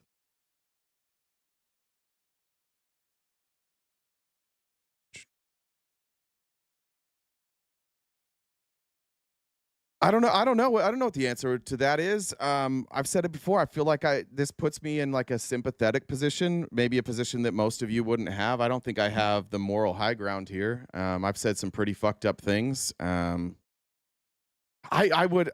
can't think of anything specific, but I think that when I was in my Republican days, surrounded by that culture where I'm certain that I defended the Mormon Church. And claimed that they weren't covering up sexual abuse. Yeah, I think I would probably would have said a lot of things like he did. That's not uncommon. The thing is like anybody that's criticizing him from the right, you guys are just mad that that people are trying to give this guy a pass. I get that, but you don't actually care about what he said because you all agree with what he said. I know we all know that. I know you know you guys all actually agree with that. He sounds like you. So I get why you're saying like this is like maybe the people who are overlooking this don't do it for Republicans. That's probably a fair criticism. But he says he's changed. He said he says he doesn't do that anymore. I think that what little I know about him, I like what he has to say. But it would be nice to have a candidate that doesn't have that baggage. It's going to just depend on how he handles this, I think. It's a long way to go before the midterms if he can earn that trust back. I think anybody who doesn't trust him, anybody who was supporting him and now says, I don't trust you, it feels like you hid that from me. It feels like you could have told me that before I put my support behind you, especially somebody who's like a victim of sexual assault, somebody who's experienced this in real time. Like, I think the impact on somebody who's has experience with this would far outweigh like any opinion I had. I think that's all I could really say about it, is that I'm not going to vote for him because I can't vote for him. He's got a long way to go, see how he handles it, but I don't think that's I don't know. I don't think that's surprising coming out of somebody from where he was. That's a normal conversation. So if you're going to call people hypocrites for forgiving him, I don't know that that's hypocrisy. That's a Christian value. We've kind of done this a lot on the left in the last 5 or 6 months. There's been a lot of people who have done things and publicly it's come out that they've harmed some people, and we all have to decide whether or not we want to forgive that person and move on or not. And there is a level of like purity testing on the left. I wouldn't even say it's the far left. I just think some people have higher standards than other people. Some people do have a purity test. Some people want everybody to meet that purity test. I don't necessarily have a problem with that. I think the people that hold a strong line force us to have better candidates. Yeah. I mean, I don't know what you do here. I guess what would you do if you were in Maine and you had Planter who's apologized or Susan Collins? I don't know. I'm glad I'm not in that position. Do we want to keep Susan Collins as the question? It's a reality. It's a reality that we have to deal with. I don't know. The only thing I'm qualified to speak on with Plantner is just knowing like I'm somebody who said some fucked up things. I'm somebody who held some fucked up ideologies. So I can only say that that's not surprising. But everybody can make up, I think, their own opinion on how they want to handle that. What does he have to say? But they came from a time and place in my. What about his tattoo? From what he says, you can choose whether or not to believe him, I guess. He says that he got drunk. He picked one out. He didn't know that's what the ties were from. I'm looking back at like the stuff he said. I wouldn't say that anything. I don't think anybody's pointed to anything that's even like Nazi adjacent when it comes to what he's writing. I think that's kind of just like toxic masculinity. That's what it seems like to me. He literally said he's a socialist. Or I mean a communist, and that was the enemy of the Nazis, the communists. So I don't know. That seems like it seems like something that could happen. I think you could pick out a tattoo and not know the meaning. I remember my mom telling me she went to South Africa when she's born and raised in Utah too, and she went through like BYU, and she went to South Africa. And it was right after apartheid, and she kept doing this. Like, someone's going to clip that, I guess. Oh, well, fuck it. Like, meaning okay. People would ask her something, and she'd be like, yeah, that's okay. And she would do that, and somebody had to pull her aside. So, like, can you do things without knowing? Sure. Could you get a tattoo without knowing? Sure. I think that's possible. But he doesn't. I don't think that there's anything in his rhetoric that leads me to believe he's a Nazi. I think there's plenty in his rhetoric to make me believe he is a misogynist. I don't know that you're ever like not a misogynist. You just work on it all the time. I don't think that any man can just like ever just not be a misogynist, especially in the world that we grew up in. I think it's something you have to work on all the time. And if you can't get people to trust you when you run, then I think that's fair. I don't know. I think everybody's opinion on this is valid. Honestly, that's part of running for politics. People are going to dig through your past. I don't know why he didn't know. I don't know if there was Oppo research out on this before. The right move would just be to address it first. I think politicians are afraid of that. If you want to trust your politicians, maybe have somebody announce their candidacy and say, "I'm running. Here's all the dirt on me. Here's all the Oppo research. This is what they'll say," and maybe give people informed consent. Because I think that's what people are frustrated with. Is that they saw this guy that they liked. He seemed like a good guy. He was saying all the stuff that they liked, and then they feel betrayed right now. And a little bit of honesty at the beginning could probably fix that. But that's politics. That's why our system sucks. And I do think that, like, in America, you could run that way. Trump obviously ran that way. You can run on being flawed as long as you own it at the beginning. RFK largely dodged this. He didn't even own it. He's just like, he basically just said, like, yeah, I was a bad guy once and I changed my ways. So, I don't know. Did somebody said he got it covered today? I don't know if that changed. If you think that that's a Nazi tattoo, if you think he got it because it was a Nazi tattoo, I doubt that him covering it changes anything for you. If I believed that, if I saw evidence that it was, I think covering it would just be a way to say, like, I've changed, but it doesn't change the fact that you were once a Nazi. So it just depends. Somebody could probably offer a lot better insight on that than I can. I have a very different experience with that kind of stuff. So let's talk about the $230 million that Trump's using to pay for his little pet project. A bunch of GOP senators were asked about that, and they don't have answers. They're all just afraid of Trump. Well, it seems odd, and I think he's in the difficult position where he's asking for something that he would approve. I think it's terrible optics. Do you have any issues with the $230 million ask that Trump had to the Justice Department for his legal bills?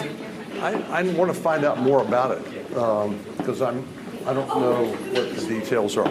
The president had asked the Justice Department to pay for his legal bills with taxpayer money, $230 million. Are you okay with that? You're telling me this right now, Manu. Can I kind of track it down? So let me, before I comment, let me read that on my own. Okay. It's a tough one to defend. It's a pretty tough one to defend. The optics are devastating. You know, behind closed doors, Republicans are very upset about this. They just can't say it out loud. They're just going to, even Mike Johnson, he still won't address it. Today, he's like, oh, I forgot I was supposed to look into that. I promise I'm going to look into that. I'm going to guess tomorrow he doesn't look into it either. But I wanted to show you this video while we're talking about this and what we're talking about, all these gifts from corporations. I just want to remind you that once upon a time, Fox News cared a lot about money coming in from private donations. Hunter knew his last name was the only reason why anyone would want to watch his sex tape.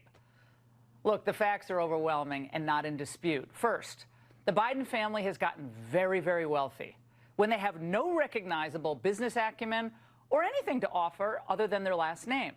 Not Kushner, though. Not Kushner, right?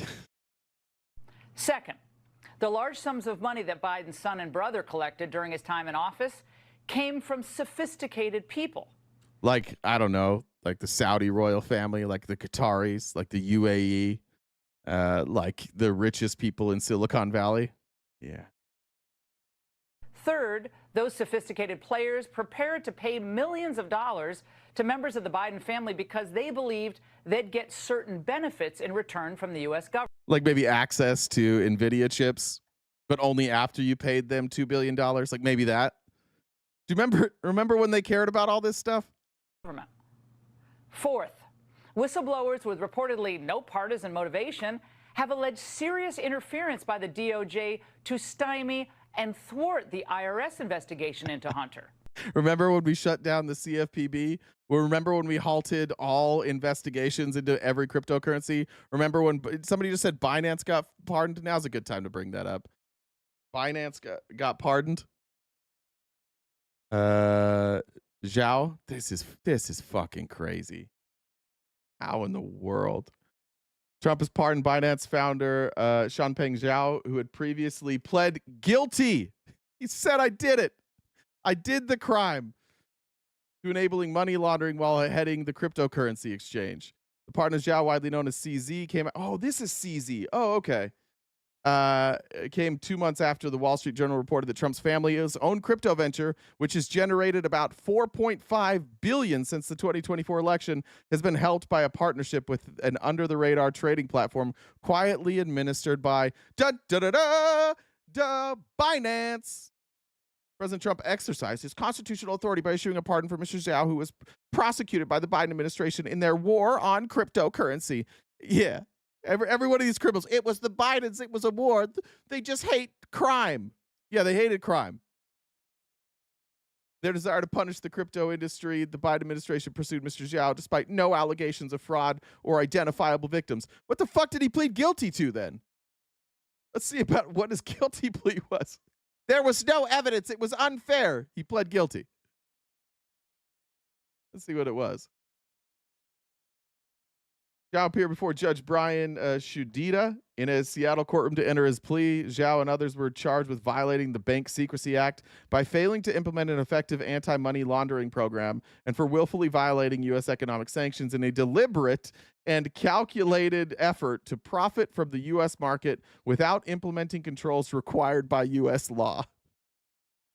It was unfair. Zhao said that he made mistakes and must take responsibility. He admitted it. Actually, as Binance's founder was a joint effort by the Department of Justice, the Commodity Futures Trading Commission, and the Treasury. The SEC was notably absent because it's not, they don't count it as a commodity, I don't think. That's why.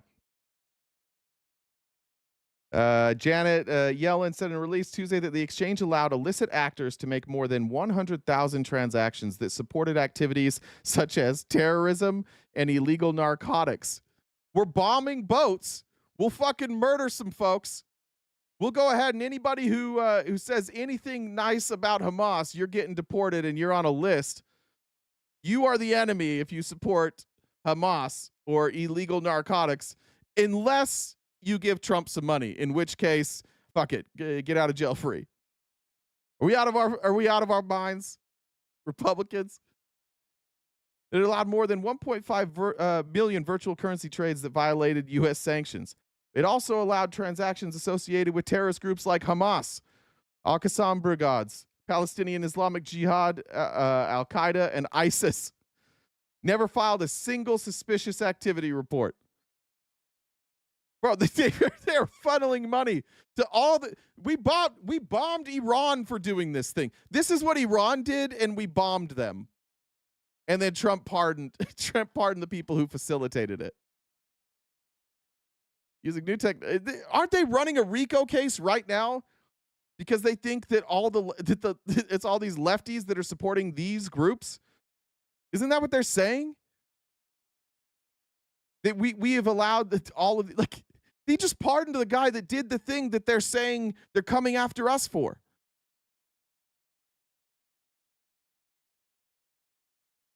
Yeah, it's crazy. It's not even a quid pro quo. It's just open bribery. That is nuts. All right, let's go back here. How much has Zhao given to Trump? I bet there's something in here. Let's look it up. How much has CZ given to Trump? How much did he buy? Does somebody want to look up how much he bought of if he bought any of Trump crypto? Was he there? He was. They mentioned him at that crypto conference. I don't remember if he was there. What's up, Em? Big Boat's here? Big Boat. Oh, you're trying to just deflect. You shut the fuck. Big Boat, we need to talk about this. I need to talk about this pardon with you right now. Is Donald Trump, I just yes or no, Donald Trump, is he being hypocritical here? You can even say a little bit hypocritical.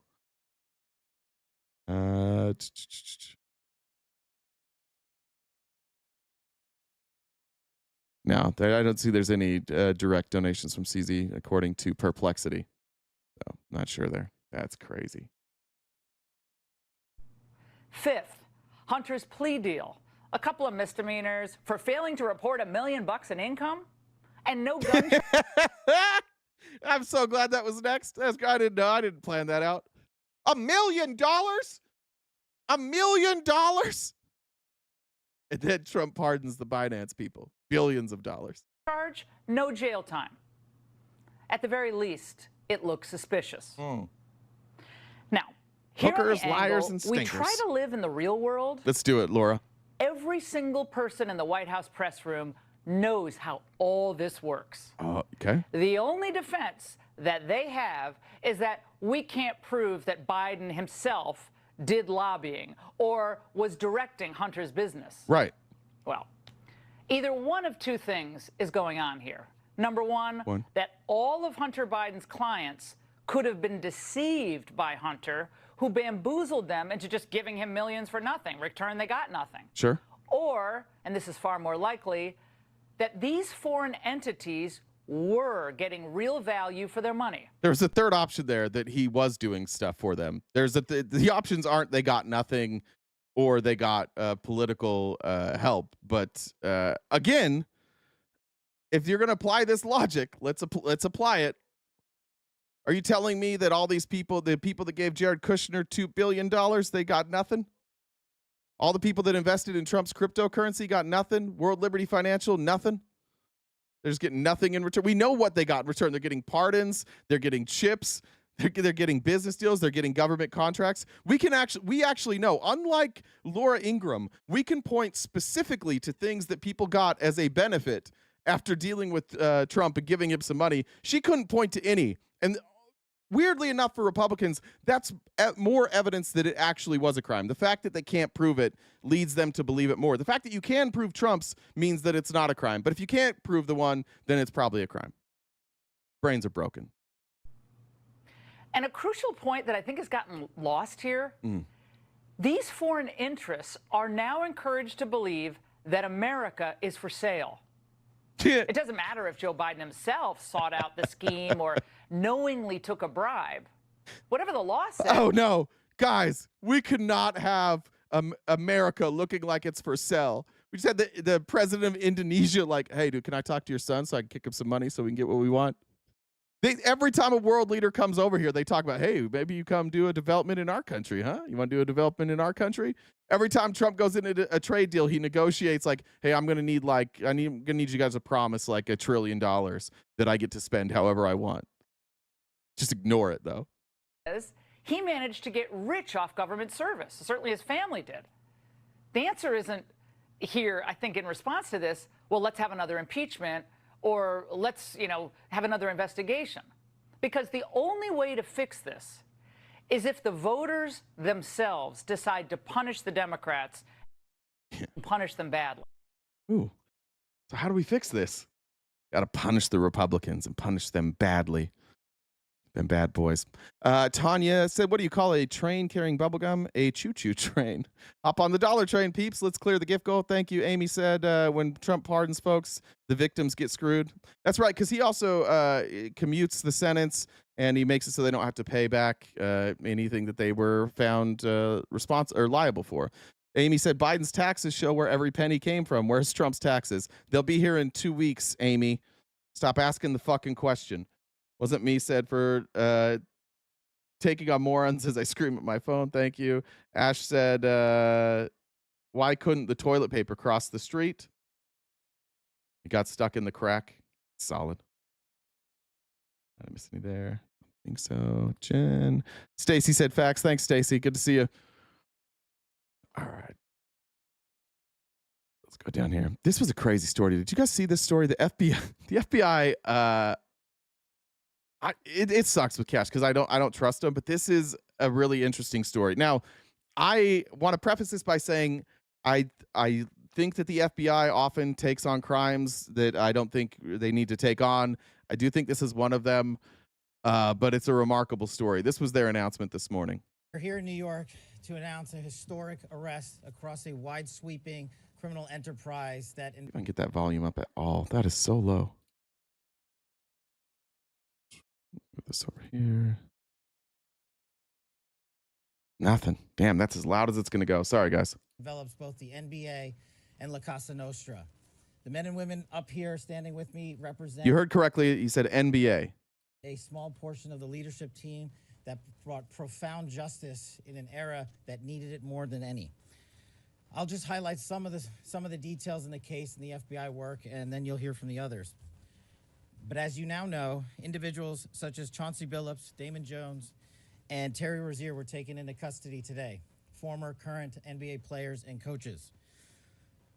What you don't know is that this is an illegal gambling operation and sports rigging operation that spanned the course of years. The FBI led a coordinated takedown across 11 states to arrest over 30 individuals today responsible for this case, which is very much ongoing. I have a theory. They're going to explain this case. Here's my theory. I think so. These exist everywhere. I personally know of 2 bookies and one guy that ran a poker game that got taken down. And usually what happens is somebody powerful gets hosed, or they owe a bookie money, and then they go and they rat them out and they take this whole thing out. My theory is that somebody, one of Trump's friends, got involved in these games. Maybe they've been kicked out of the games, or maybe they lost a bunch of money. And now they're going to go out there and investigate. Because here's the details. Is this the right one? Yeah, here's the details of how this went down. Again, it's a crime. It involves high-profile people, so I get why the FBI is covering this.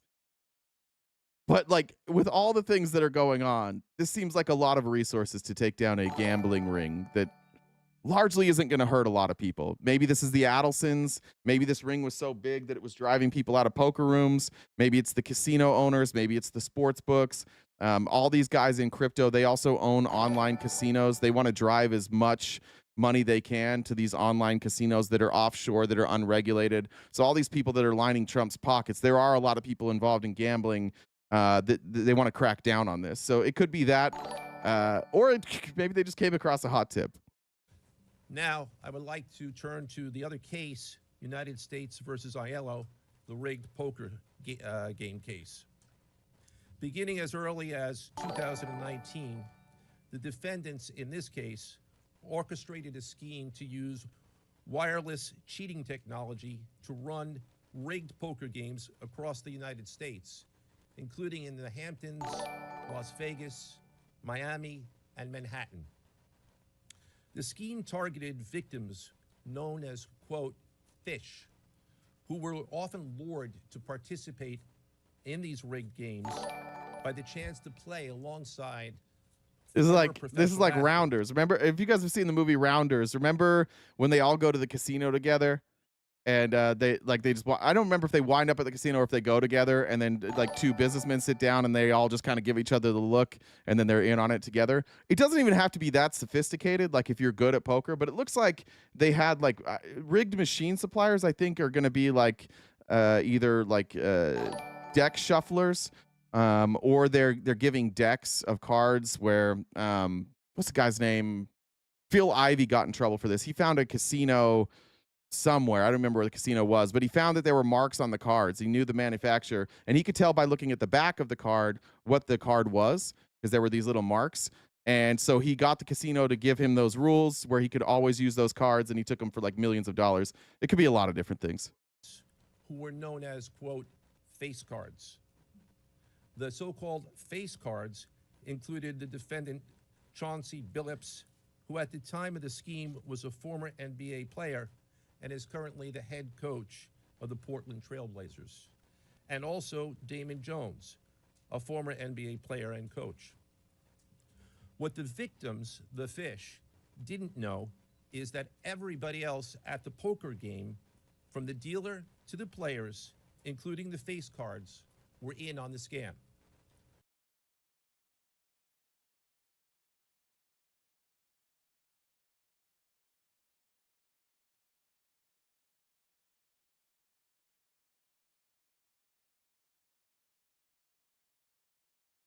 Once the game was underway, the defendants fleeced the victims out of tens or hundreds of thousands of dollars per game.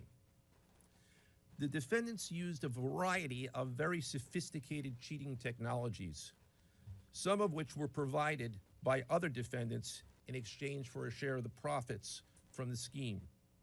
For example, they used off-the-shelf shuffling machines that had been secretly altered. Oh, I was muted. Sorry, I probably threw you off. My dogs were going crazy, and I asked Jen if she could come up, and I didn't realize I was muted. Sorry, my dogs were just going nuts. Cards in the deck, predict which player at the table had the best poker hand, and relay that information to an off-site operator.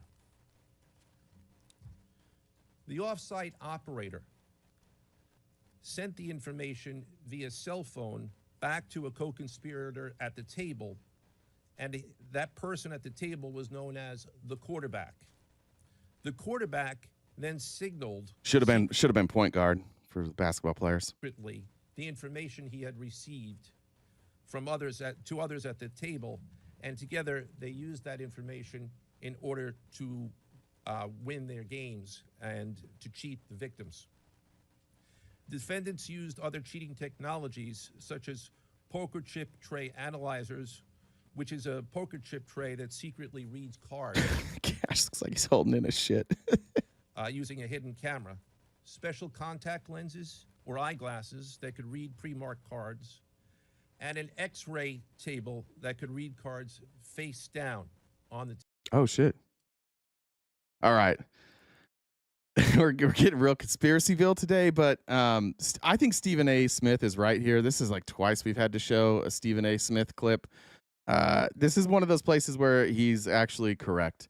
Some of you say that it feels targeted. I tend to agree with you. Donald Trump hates professional sports, and he likes watching professional sports. What Donald Trump hates the most about professional sports is they don't like him, and they've also never liked him. He got a franchise with the USFL, and he wanted to only because he wanted to be an NFL franchise owner. And part of the agreement when the USFL folded and they were trying to take on players is like, we're not going to take on Donald Trump. Trump tried, I think, to buy the Buffalo Bills. I think he tried to buy the Giants or Jets once too. And none of them want him. He's wanted NBA teams. Nobody wants him. The reason for that is not because like, oh, he's a douchebag. Like most of these NBA owners are douchebags. It's because he's a fucking crook. And they all knew that he was a crook. And he's always scammed people.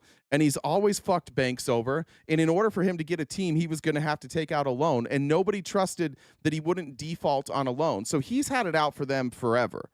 The stuff with Kaepernick, like that was the reason he ran with that so hard is because he had a beef with the NFL. And he's also a racist. And so he had this opportunity to use Colin Kaepernick to try and weirdly, like he thought he could hide his own racism and then go after the NFL. But I think what Stephen A. Smith here is actually kind of says here is actually kind of smart. World that I live in terms of politics. How many times, for one incident after another, have I said, Trump is coming. He's coming. I'm going to say it on national television again. Clip it. Bad Bunny is performing at the Super Bowl, and all of a sudden you hearing ICE is going to be there. Thanks, Molly. Thanks, Christina. To engage in mass Natalie said their brains are broken. Appreciate it, guys. Deportations. The Super Bowl. Disrupting things. Big night for the NBA. When Bianca put on a show. That has now been smeared because we're talking about this story. Okay?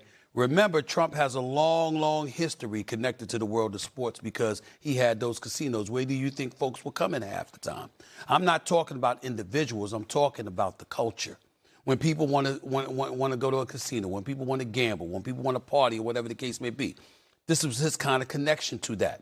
Why am I glad you're here, Monica? There's another thing that I actually just, I don't know why I didn't make this link earlier. Actually, this might explain it better.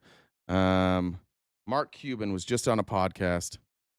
Let me see if I can find it with keywords. This, I don't know why I didn't catch this the first time. I don't think I can find the clip. But Mark Cuban, they asked him why he sold the Dallas Mavericks, and he sold it to the Adelsons. And what he said is like, I'm a tech guy, I'm a basketball guy, but I'm not a real estate guy and I'm not a casino guy.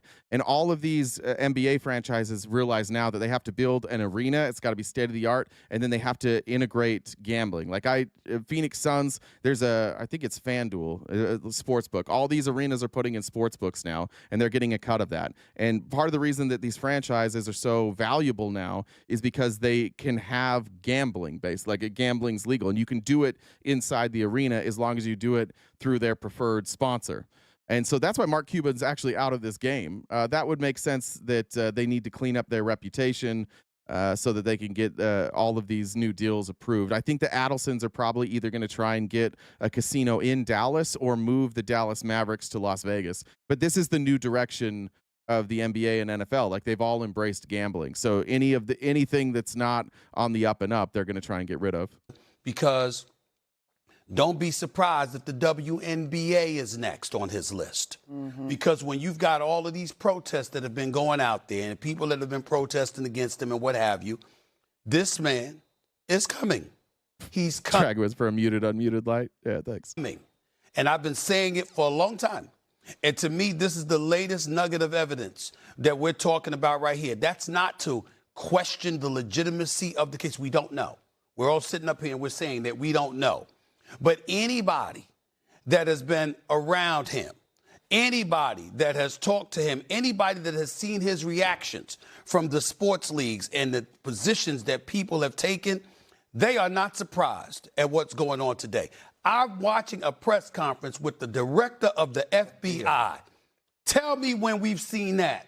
We've seen people, we've seen accusations before. We've seen athletes get in trouble with the law before. You don't see the director of the FBI having a press conference.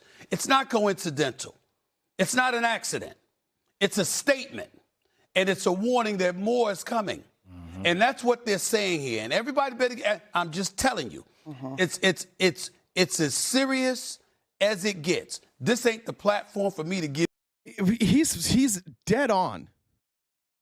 Every fascist does this, especially because fascists are egomaniacs. Trump's an egomaniac. He wants all of it. Like, you hear him talk about the World Cup. You hear him talk about the Olympics. You heard him talk about the Ryder Cup. He thinks that they're playing for him. He views himself that way. And whenever he congratulates them, he does it from that perspective. Like, that was for us. That was for me. Donald Trump desperately wants to be with all these athletes. He doesn't think any of you guys are cool. He doesn't want to be friends with any of you guys. That's why he doesn't hang out in red states. Right? He's just either at his golf club or he's in New York or he's in New Jersey. He's never hanging around like regular people. He doesn't want anything to do with you regular people. He's building a ballroom. He's throwing these $1 million a plate dinners.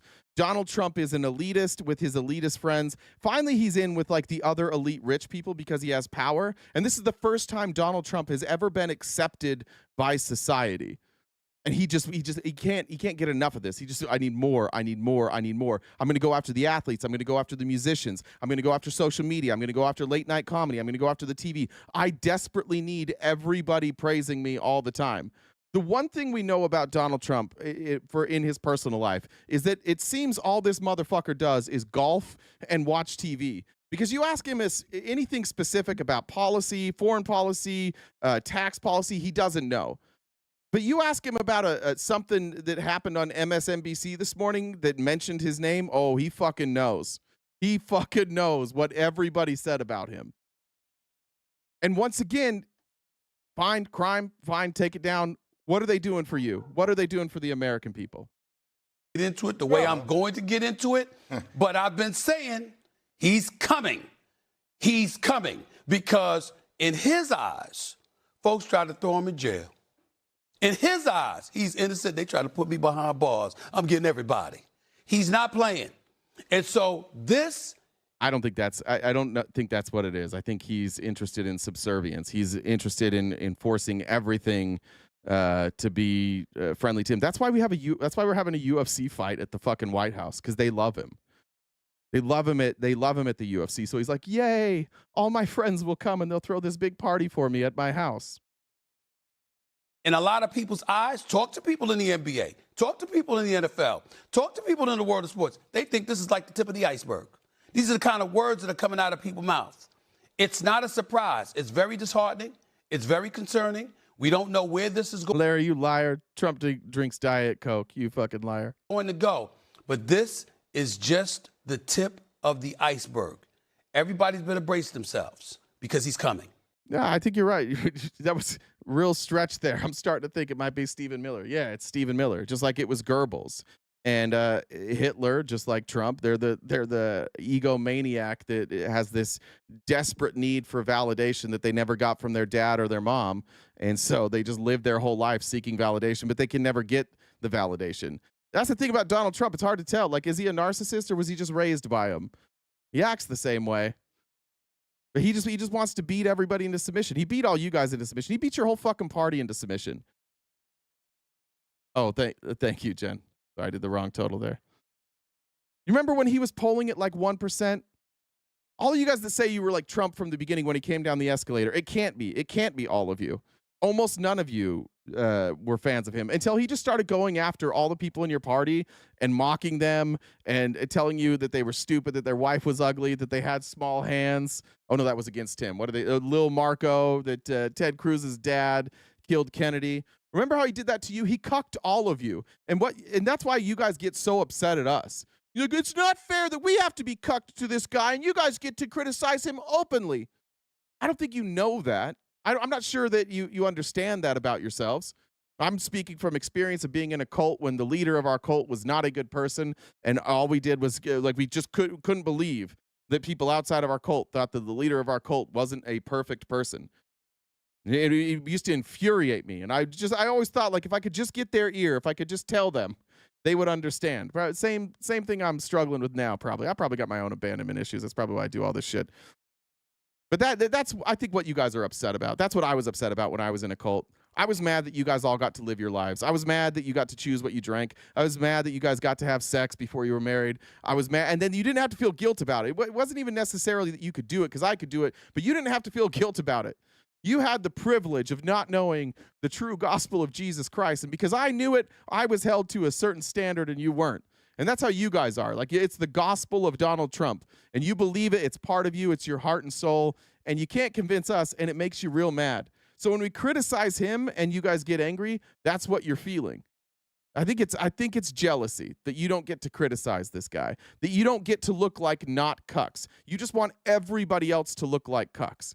The debates we had last night, every single person that came up tried to say, well, the left said this. Yeah, that's the thing. You all want us to act like you. It's the reason your brain works that way. It's like when Trump says something and we criticize him and you go, well, Nancy Pelosi in 1993, yeah, because you think we think like you. You think that we just defend everything. And we don't have one guy that you can make all the accusations about. Think of all the psychos in your party. There's been like 15 Republicans that have been busted for abusing children in the last 5 years, prominent Republicans. If you take just general Republicans, it's hundreds. We don't even have time to talk about that because of Donald Trump. That's how bad he is. Every day this guy walks in front of you and lies, and you guys get mad at us for pointing it out. I think that's what this is. You in your heart of hearts know that none of you are intellectually honest, because you can't be. You'll lose everything if you're intellectually honest. If you criticize Trump, watch. I just dare you to do it. Look what happened to Admir. Look what happens to anybody that criticized that guy. He's gone. Moving on. I want to show you just how far the cuckery has gone. I think this is actually an older video. But this is, shit, I forgot to write his name down. He has a weird ass name. Tyson Duva.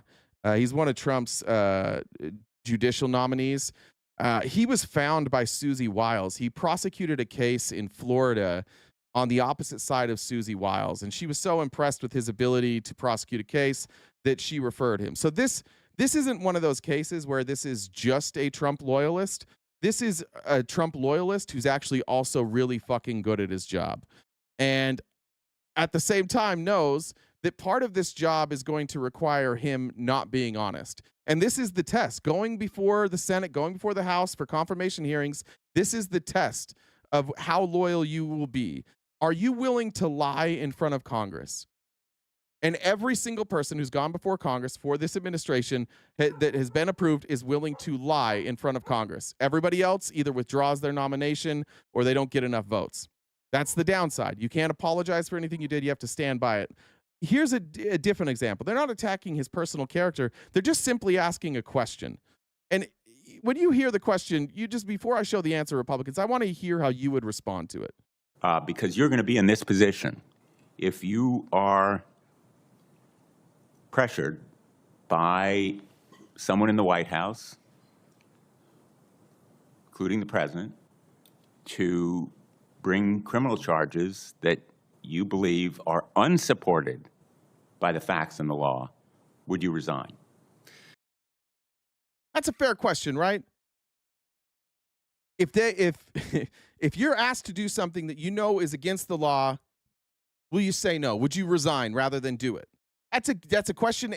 I don't. What attorney shouldn't be able to answer that question? What nominee should not be able to answer? Should we ask that question to everybody? I think so. That's probably the most important question we could ask any of these people. And no matter who's president, that's a good question to ask somebody who wants to be a United States attorney. We're going to evaluate every case that we receive, Senator, based on the facts and the law, and we will have processes. I mentioned a prosecution memorandum that I will evaluate at the high. He's reading this. He's reading the answer. The answer is easy. Yeah, I would resign. Why do you need a written answer to answer the question? If you were asked to do something illegal that you knew was illegal, would you resign? Why is he reading this answer? Level of the criminal division, and I will consult with the Deputy Attorney General, and my decision will be based solely on the facts and the law in every case. And I'm asking what you would do if you are instructed to bring an indictment, to seek an indictment from a grand jury that you believe is lacking in facts and legal support. Would you resign? Would you stand up? Would you be counted? It's not enough to say, we'll review it on the process and so forth. Now is your time to tell this committee that you'll have the backbone to stand on conscience and conviction. I don't think I'll be in that position, Senator. It's just not going to happen. We got to be honest, MAGA. Like, that, does it really not bother you? It doesn't bother you that he read a scripted answer and didn't answer the question? That's a pretty simple question. Right? I really think that in your heart of hearts, you know that what's happening here is alarming. And I think all of you would be alarmed if it was on the other side. That's a good question, man. Like, how do you live your life? I forgot to call one of my friends back. I just kind of told him, I've kind of withdrawn from a lot of the people in my life, and not an attack on them, but like things just get heavy, and sometimes you feel like, you want to be alone. I don't know if anybody else feels that way, but for me, a lot of times I feel like I need to get away from all noise. And we were going to talk, and I was just thinking about how this conversation is going to go, and I was thinking to myself that I really do think that's the part that weighs me down. Is it's not so much Trump. I've seen powerful people be bad people. I've seen powerful people want power all the time. I've seen it from Democrats. I've seen it from Republicans. I've seen it from members of like the entertainment industry, athletes. We've all seen that. So it's nothing new. What's new is the amount of people who pretend, one, that it's normal, or two, that it's not happening. Because that's not normally what happens when somebody commits a bunch of crimes right in front of your fucking face. In fact, almost never. Until Donald Trump came around, like, it was like most of the time we were able to like suss out who's innocent and guilty. Most of the time, if there's like a big case, we were able, it wasn't split 50-50. I could think of like the OJ trial, but I don't think, obviously, that didn't seem to have anything to do with necessarily the evidence on the split there. I think it was, I think we know what happened, but there were other things at play there. So we were split. It wasn't really about OJ. But I've never seen people just simple stuff. Like Trump saying that he lowered prices by 1,400%. Like, yeah, that's a simple thing that everybody should go, that's alarming that our president doesn't know math. And it would be one thing if then he was corrected and the next day didn't say it again, but then he gets corrected and he doubles down on it, and you guys are like, yeah. I can ask you the same question about a lie Trump told every single day. We can prove to you that it's a lie. You'll admit that it's a lie. And then when Trump goes out the next day and says the exact same thing again, you weirdly don't care. And so I think that's what gets people down, is like, what do? How are you supposed to look at the country and have hope that we'll get past this when so many people are just looking at reality and going, I'm just gonna ignore it. I'm just not gonna address this at all. I think that's why we get down. I think that's why sometimes people say liberals aren't as happy. I don't know what that means, but I do know that people who feel more generally feel more pain. And I can say that when I was a Republican, it wasn't that I was happier. I was indifferent. I was empty. I was hollow. because everything I believed, I couldn't back up. It was just a belief. And if you can't back up your beliefs, you kind of have two choices. You just double down on it and say anybody who doesn't believe that way is just dumb, and you start ignoring them and you tune them out, which is what my cult taught me to do. Just tune anybody out who criticizes your religion and your beliefs. And then that religion and belief like bled into politics. So then all the people I was around that shared the same religion for me, like we literally, if somebody was on TV, if Obama was on TV at the time and he was saying something, no matter what he said bad about the Republicans, it was him. He was the bad guy. I'm not going to fact check any of it. He just hates Republicans. Even I remember sitting there watching a debate with like our legislative district, and every time Obama would like bring up something about black people, the room was like, "Yeah, he's racist." It was the kind of shit we said because we didn't want to address like what racism was. We just thought that if anybody mentioned white or black, that they were racist, and that's a tough pill to swallow, especially when it's people that you love or that surround you, that you care about. When you watch them do it. Because you want to respect these people. You want to love these people. You want them in your life.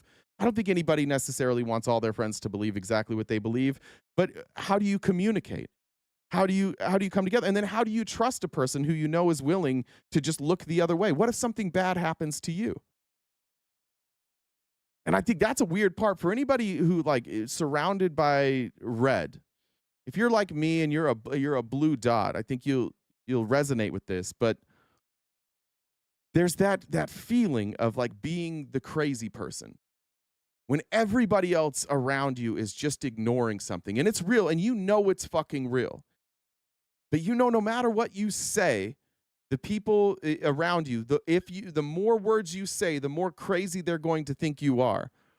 And so you kind of have like two options. You can just fade into the background and never discuss politics, never discuss your views, which is I think how I've said this before, but it really was the first time I ever felt othered. It's so minimal that I hate to even say that because there's so many people that are marginalized. But like on this tiny, tiny scale, I know what it's like to be othered. I know what it's like to walk in a room and people get quieter. I know what it's like when you're sitting around, like there's a group of people who sit around at a table and you make eye contact with somebody and they start whispering or they look the other way or they all stop talking at once. It's unsettling. And it puts you in this weird position because like on the one hand, I want to be friends with my friends. I want to fit in. I want to have the conversation. I want to laugh. Like I want to do all this stuff. They're laughing about how crazy my side of the aisle is, and I can't talk to them about it because they'll freak the fuck out. They don't even want to talk to me about it. Why? Because what they'll say every time is like, "Oh, you always just want to argue." Yeah, but I want to say what I believe. I want to ask you about your beliefs. And there's no curiosity there. So it is frustrating.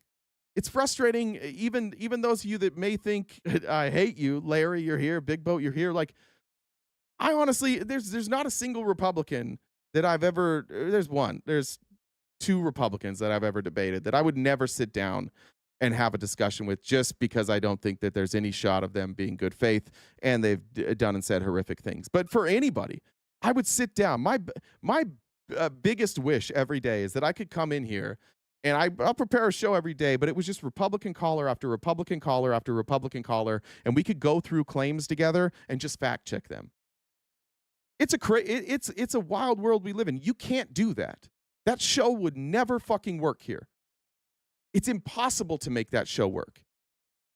It should be really easy, right? You should be able to just be like, hey, Republican, I'm Democrat. Let's sit here and let's go through claims and let's figure out which one's true. I've thought about like ways to structure a debate. I don't even know how to do it. How could you even have that conversation at this point in America? You can't. And the reason that you can't is one fucking guy. One guy lies about so much and he's so unapologetic that you are forced to take the lies that he tells and figure out some way to rearrange his words or change his words completely and say, this is what he really meant. Let's debate on this thing, not that he said, but this interpretation I have of what he really meant. And then you're stuck because now you're relying on an interpretation without the words. You can't hold somebody to their words. He's the only person in this country. You just cannot hold him to his words. Nobody does, right or left. And that's for a reason. Because when you take his words, they don't make any fucking sense. And that's frustrating on our side, but like looking across the aisle, it's like, why did you choose a leader who can't do sentences? Why did you choose somebody who requires interpretation for literally everything they say? Nobody has ever heard what Trump said and then repeated it word for word unless it was like a catchphrase. Russia, Russia, Russia. Lock her up. Every other time this guy speaks, you guys have to like, well, I think what he's saying is, that's not an effective communicator. And if you're not an effective communicator and you're the leader of the country, the only way to make that work is if you're also open to being corrected, changing course,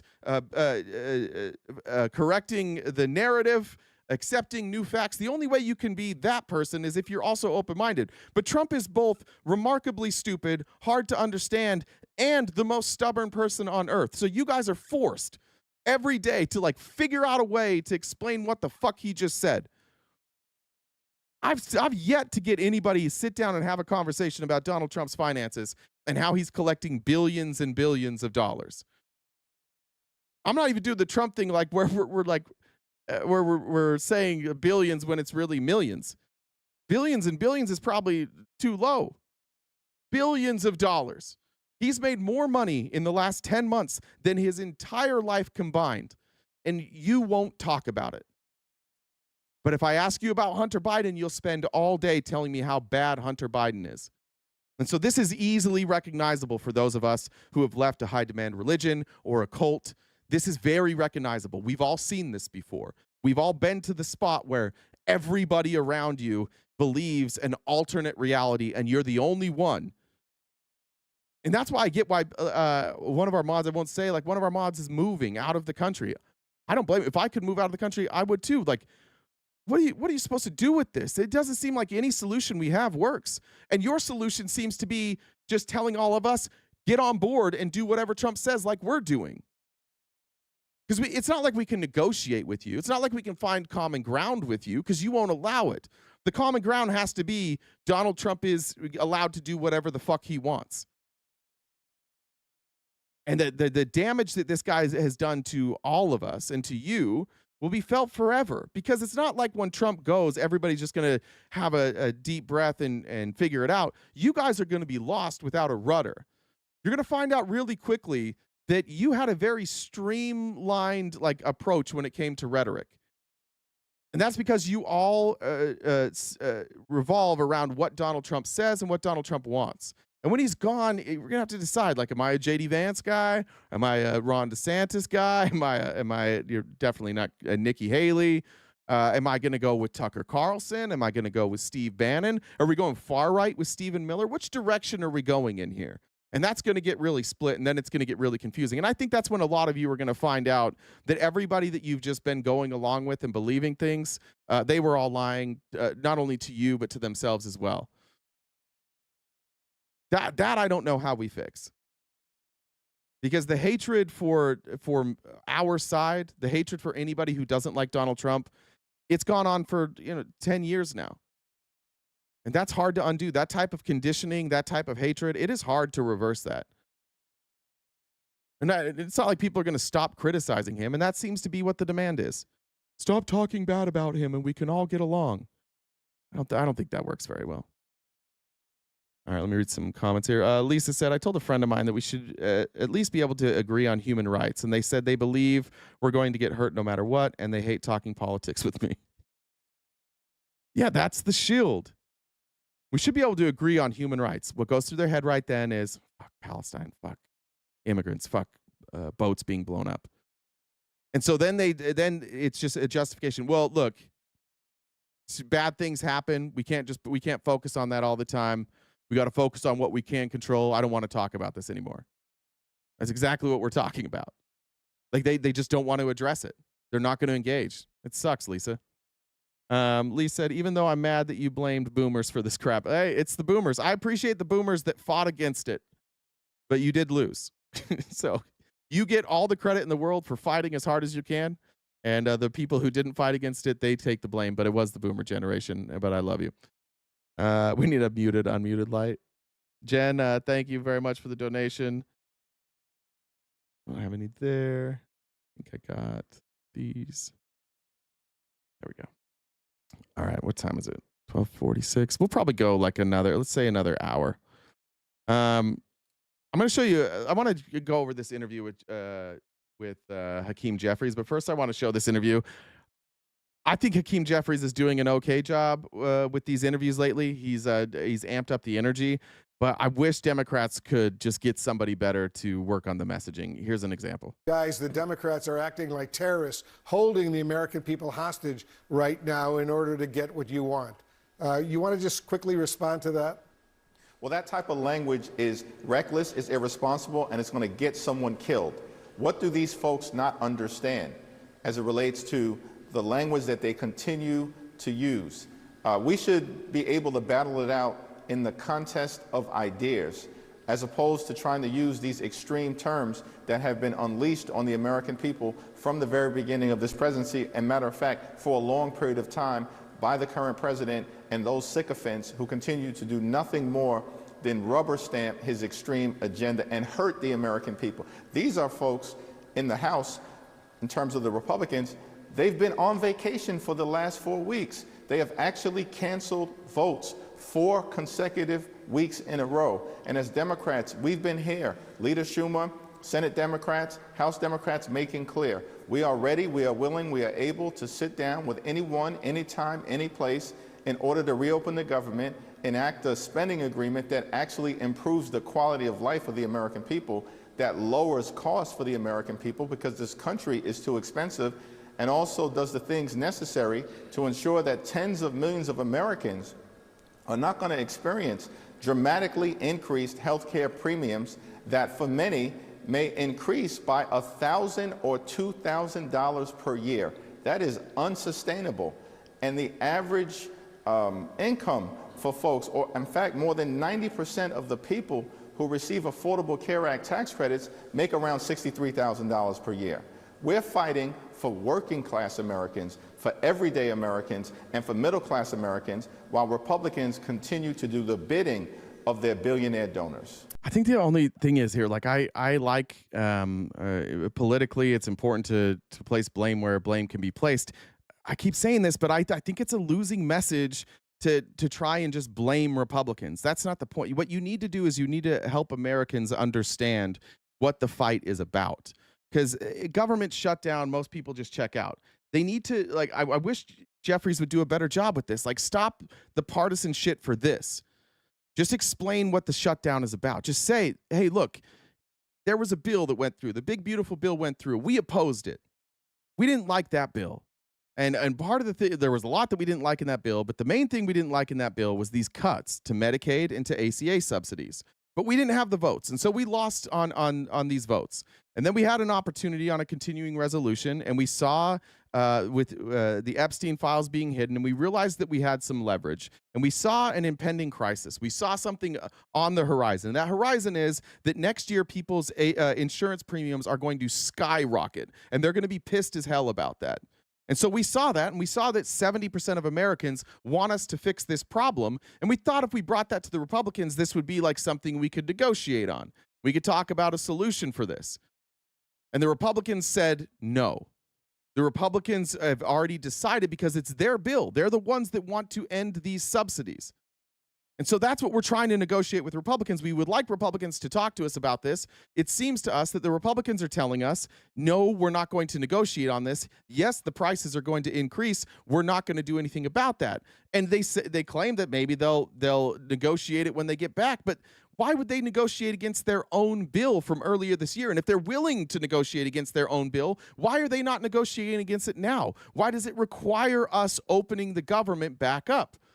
Because we open that back up and the negotiations take too long, there's no leverage there. You guys are going to see your insurance premiums go up. Once they're up, we're done for that year. Then we're talking about not just 2026, we're talking about now 2027. So now if we don't get this done before the rates kick in, we can't do anything until 2027. So you're going to spend a whole year paying double, triple, quadruple your premiums. Some of you are going to lose health insurance altogether. Some of you will have no access to a doctor for an entire year unless we get this done.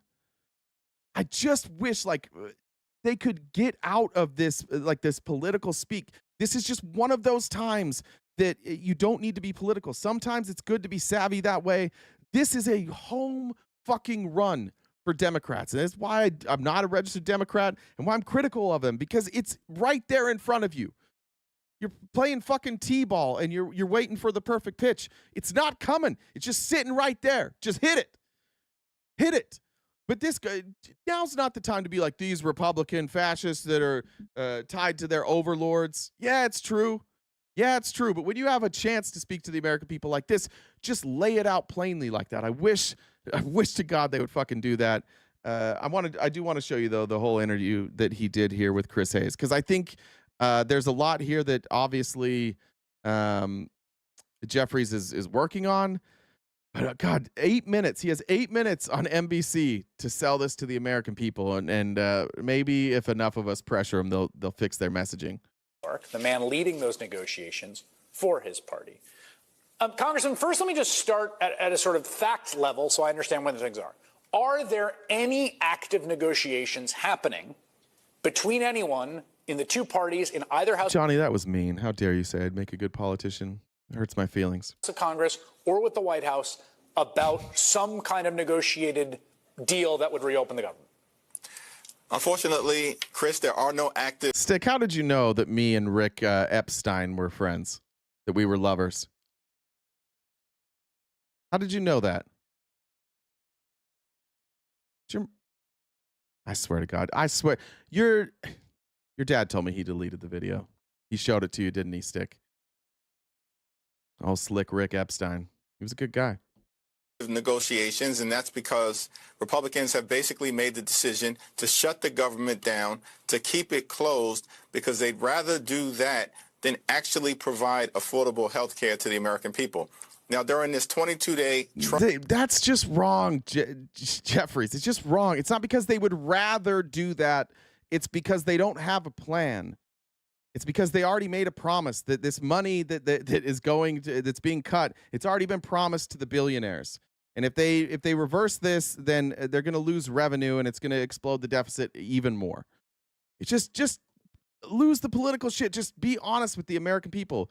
We want these subsidies. They don't. They promised donors that they would do this. It's in their bill. This was their plan. They were wrong about it. Most of the people in their caucus have actually admitted that they were wrong about it after they took the vote. 70% of Americans want this. We just want them to fix the mistake that they made. That's all we're asking. We're not asking that much. Just fix the mistake that you obviously made that America's upset about. Republican shutdown, they found time, Donald Trump, to golf multiple times. He's found time to demolish the East Wing of the White House so that he can build a ballroom where he can be celebrated as if he was a king. They found time to bail out a right-wing wannabe dictator in Argentina with $40 billion. And Donald Trump, by the way, has also found time to try to rip off the taxpayers by trying to get $230 million from the Department of Injustice. This whole thing is crazy. And I think this is one of the reasons Here's why... another talking point they need to correct. One thing we needed, Donald Trump getting $230 million from the Department of Justice. Here's what we need to talk about. One, I don't know if he spent $230 million. They're saying that's to pay for like his lawyer fees. Two, he didn't pay for his lawyer.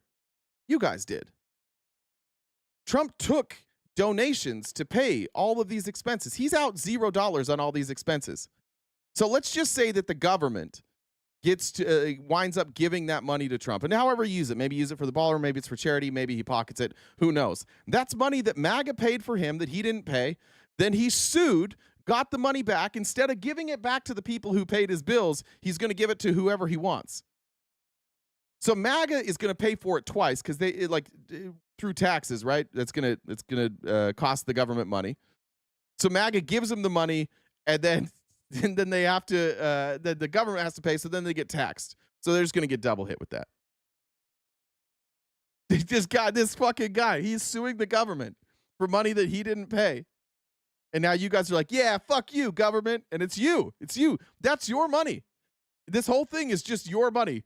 Trump's a victim because he used your money and then lost, and now he's suing to get back your money so that he can keep it.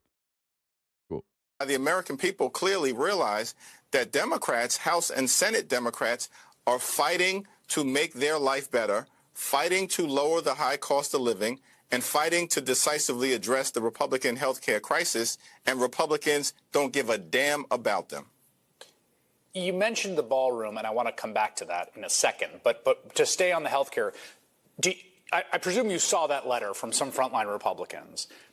And I couldn't tell, is this serious? Is this sort of political butt covering from them?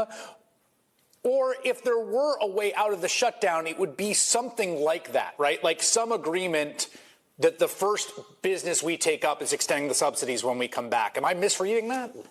Well, I think our view has been crystal clear from the very beginning that we want to find a bipartisan path forward to enacting a spending agreement that actually meets the needs. Just say you don't trust him.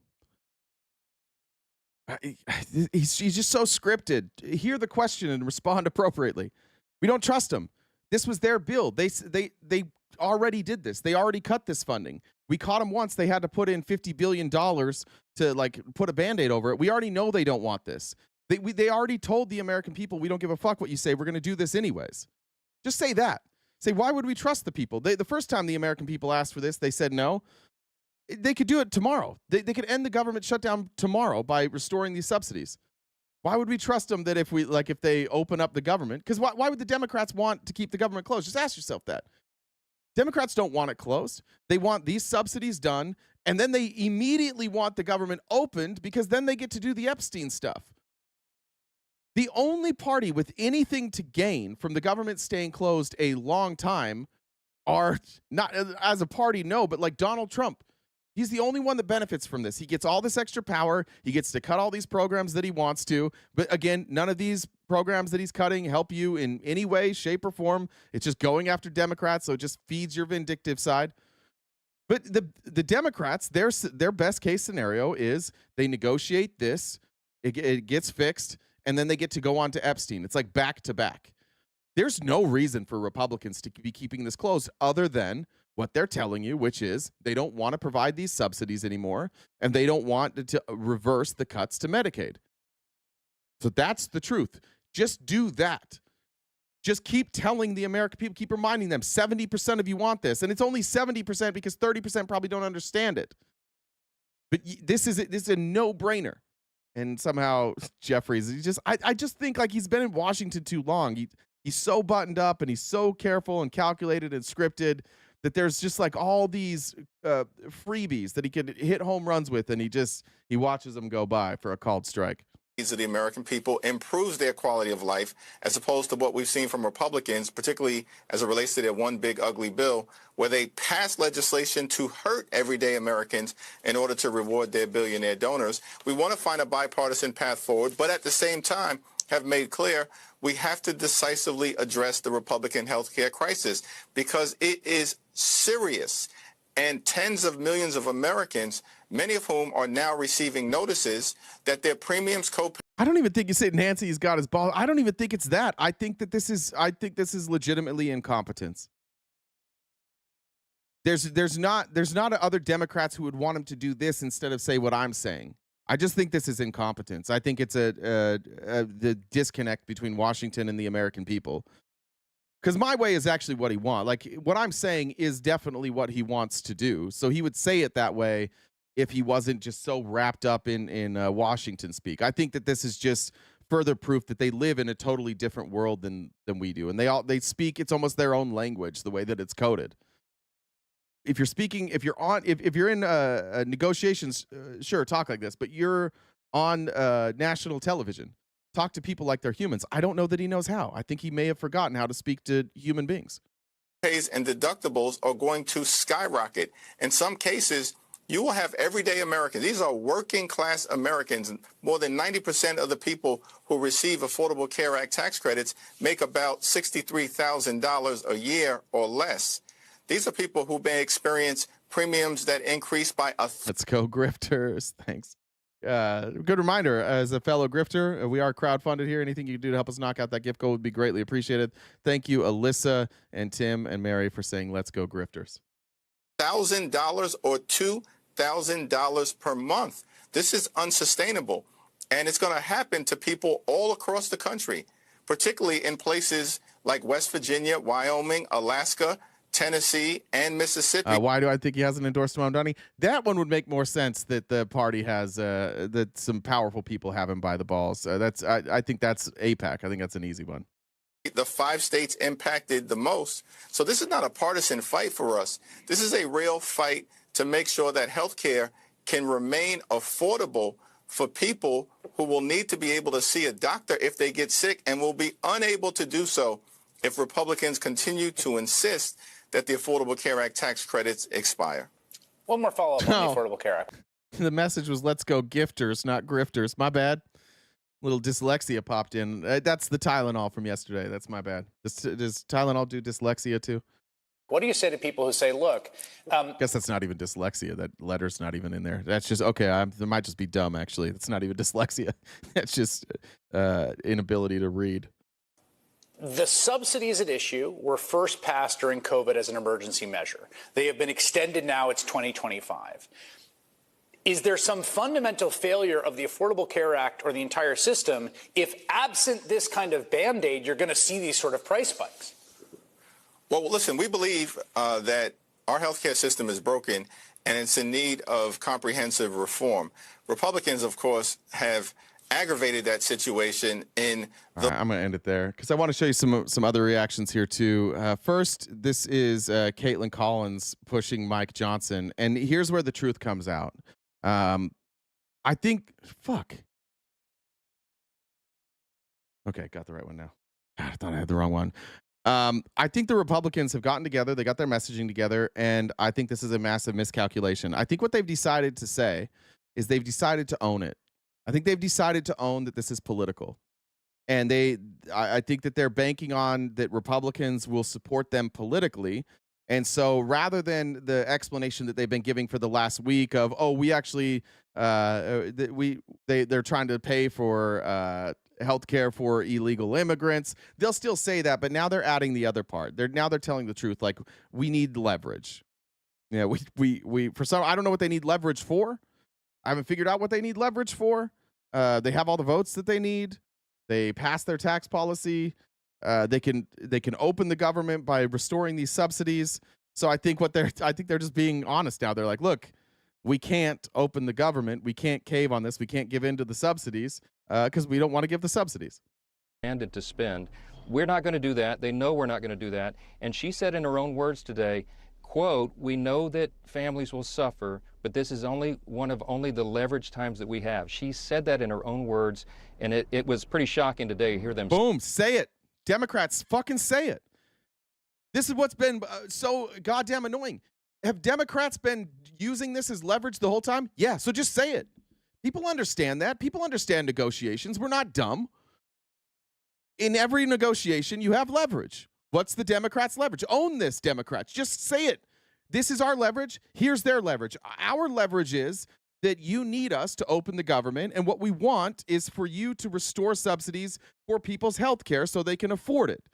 And then Republicans are forced to say, well, we don't want to do that, and that's our leverage. Because they tried already the trotting out like, oh, it's health care for illegal immigrants, and that didn't work. It didn't help their polling. Their polling got worse. But just force them. You actually have the moral high ground right here, Democrats. This is the time. Let down the guard, let the veil down. Just say we're playing politics to get what the American people want. 70% of America wants this, so we're going to do it. We have an obligation. We are hired by the American people to do the will of the American people. We are a representative republic. I was chosen by my district to represent them. So what kind of representative would I be if I represented a district who wanted me to do this and I did what the Republicans are doing and say, nah, fuck you. We know better than you. It's a home run. Just drop all this shit. Stop pretending that it's not about leverage. It's 100% about leverage. But it's morally justified leverage according to the population. It's what they want. You can be honest with them. You can tell them you're playing the game as long as you're doing it for them.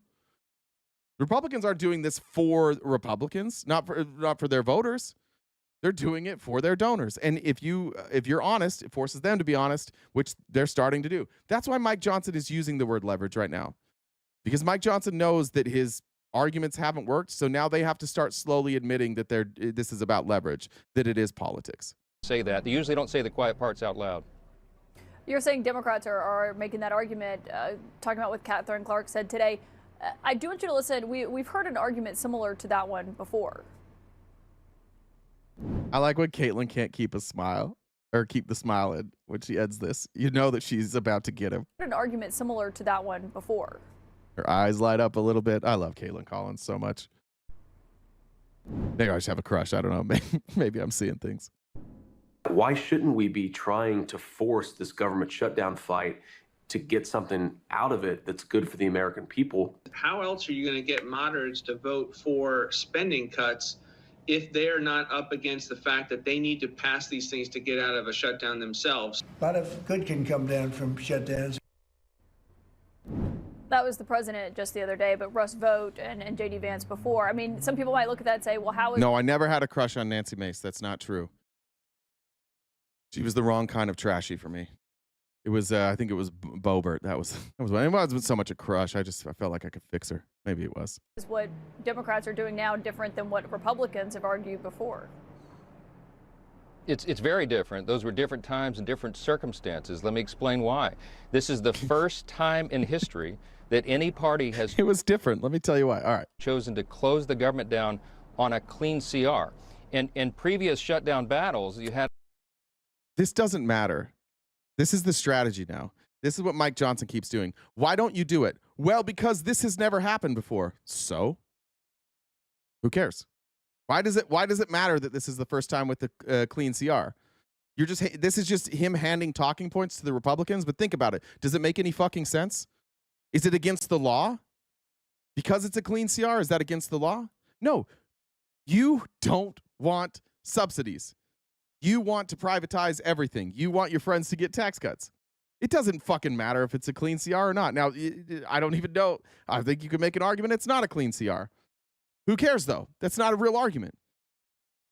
A lot of different competing priorities, and you had the party who was engaging in the shutdown making demands and adding their partisan priorities to the CR itself. We didn't do that, Caitlin. We have a totally clean, totally nonpartisan, good faith CR. Who cares?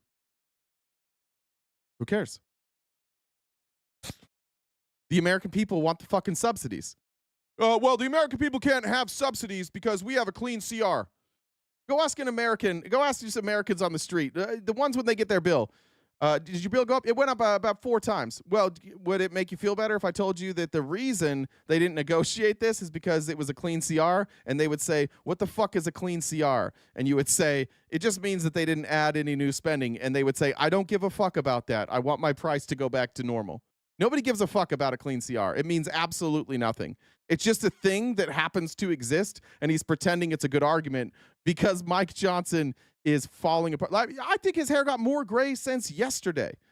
He's melting down. His personal life appears to be uncovered soon. He's covering up for Donald Trump. Lord knows what else he's covering up for. I'm still waiting for to find out what this big secret was. Remember they said we have this big secret so we can't lose? Remember that? Mike Johnson's in on this. And he's buried deep, and he's doing a good job compared to the other Republicans, but it's wearing on him. This argument is fucking pathetic, though. It's a clean CR. So? It literally doesn't mean anything. We passed it 33 days ago, and they have kept the government shut down because they refused to do it. It's the first time this has ever happened in history, and it's very audacious. Yeah. Leslie said, wish we could get Jon Stewart to run. I think he might, honestly. He's not like definitive against it when I hear him. Maybe he has. Maybe he said definitively when I haven't, but he seems open to it. Christina said, this is for Jen. Mad respect. I don't have Venmo. Thank you very much. No matter where you send it to, it gets divided up anyway. So you're okay. Whatever app you have, you can do. What's this next one? All right. So Marjorie Taylor Greene came out, and Marjorie Taylor Greene has basically ratted them out. And she's like, there is no Republican plan. We don't have a plan. I haven't seen a plan. I don't know of any plan. I don't want a plan that doesn't include these ACA subsidies. I don't want a plan that includes these cuts. There's no plan for any of this. And here's Mike Johnson's response to that. It's going to be the same. You can guess. Let's guess. What's Mike Johnson's response going to be? Think specifically about healthcare plans and Republican promises for healthcare plans. Jon Stewart would dominate. That's what I was alluding to, Brandon. I just don't want to necessarily say it without knowing for sure. I can't agree with Marjorie Taylor Greene. My heart won't let me. Look, it just chalk it up to an accident. Yeah, it's coming. It's on its way. We have one. We totally have one. You just can't see it. GOP conference call. She said Speaker Johnson said he has ideas and pages of policy, but did not say a single policy plan. She said, I find it unacceptable that Republicans are sitting on the sidelines doing nothing to fix this healthcare disaster that is leading many Americans into financial ruin. She's a congresswoman in the Republican Party, and she's saying, my party won't fucking tell me what the plan is. They claim they have a plan. They say they have pages, but they won't tell me what it is. My own fucking party. I'm supposed to vote with them. I'm supposed to just do whatever they said. I asked them, do you have a plan? Yeah, we got one. Can I see it? Nah, you can't see it. Very transparent. That's her words. She says you're sitting on the sidelines. What's your response to Congresswoman Marjorie Taylor Greene? Well, bless her heart. That's an absurd statement. Obviously, these conference calls are monitored by media, so we're not going to have actual strategy discussions on a line where you have hundreds of people listening in, because it would be reported on the front page. We have been working on this for a long time. We worked on it today. We've been working. Why would you need it to be fucking secret? Well, we can't tell anybody because somebody might report it. Oh no, they might tell us what your plan is. Why can't you tell us your plan? Why is everything a goddamn secret? As a Republican voter, wouldn't you like to know what their plan is?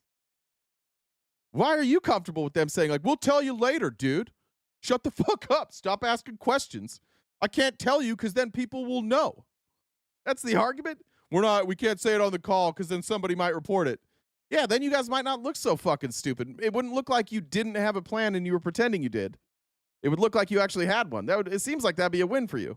On it every day. Marjorie is not here in Washington. She's not on the committees of jurisdiction, and she's not involved in those specific discussions, but she will be soon because they'll be related to all the House Republicans. This was always going to be a discussion and a debate that was going to be held in bipartisan fashion, by the way, in the month of October and November. We know that the end of the year is the end of those COVID-era subsidies, and there's real reforms that have to be made if they're going to be extended. The Democrats knew that, the Republicans knew that, and it was always on the table for discussion. They have made that a red herring issue for now, again, because they wanted to show a fight against Trump. This is fine. That's fine, even if that's what they did. Let's just say that all of them, the only reason they're doing this is because they hate Trump. What about the American people, Mike? What about the American people who want this?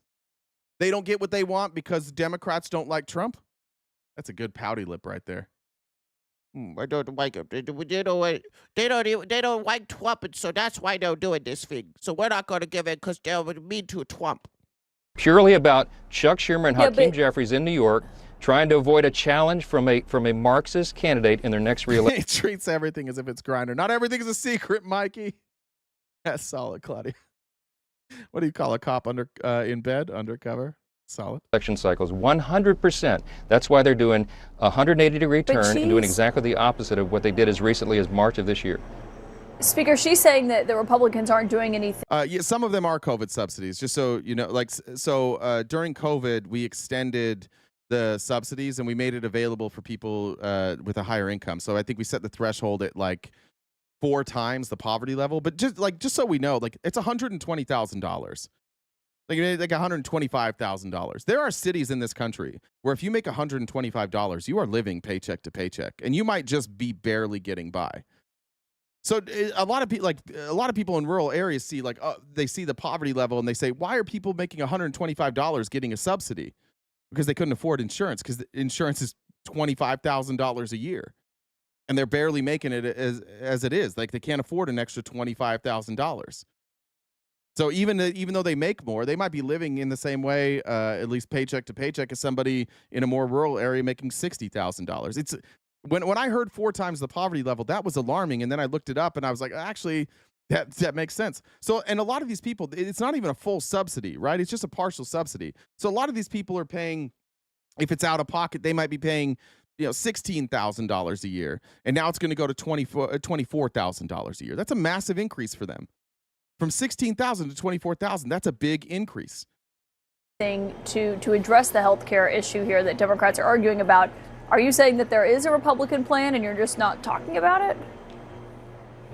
No, I'm saying there's lots of discussion about it, but we don't relay it on a conference call with hundreds of people. Yeah, there's a lot. We're just not going to tell you.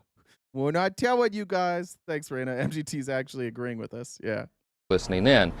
We have many ideas on how to bring down the cost of health care, to continue to do that, and we've already demonstrated it in the Working Families Tax Cut. We had real reforms to Medicaid that you and I have discussed that have brought down the cost and saved about $185 billion for taxpayers and made the program stronger for the people that actually rely upon them, because we got ineligible enrollees off the program. We have many ideas like that to bring down the cost of health care and increase access and quality of care.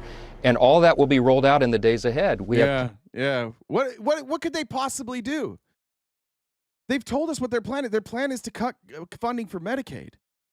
Honestly, there's not an answer that exists. That's why they never roll a plan out, because there isn't one. There's only one solution to this, and it's single payer. There's nothing that they can do to bring down these prices.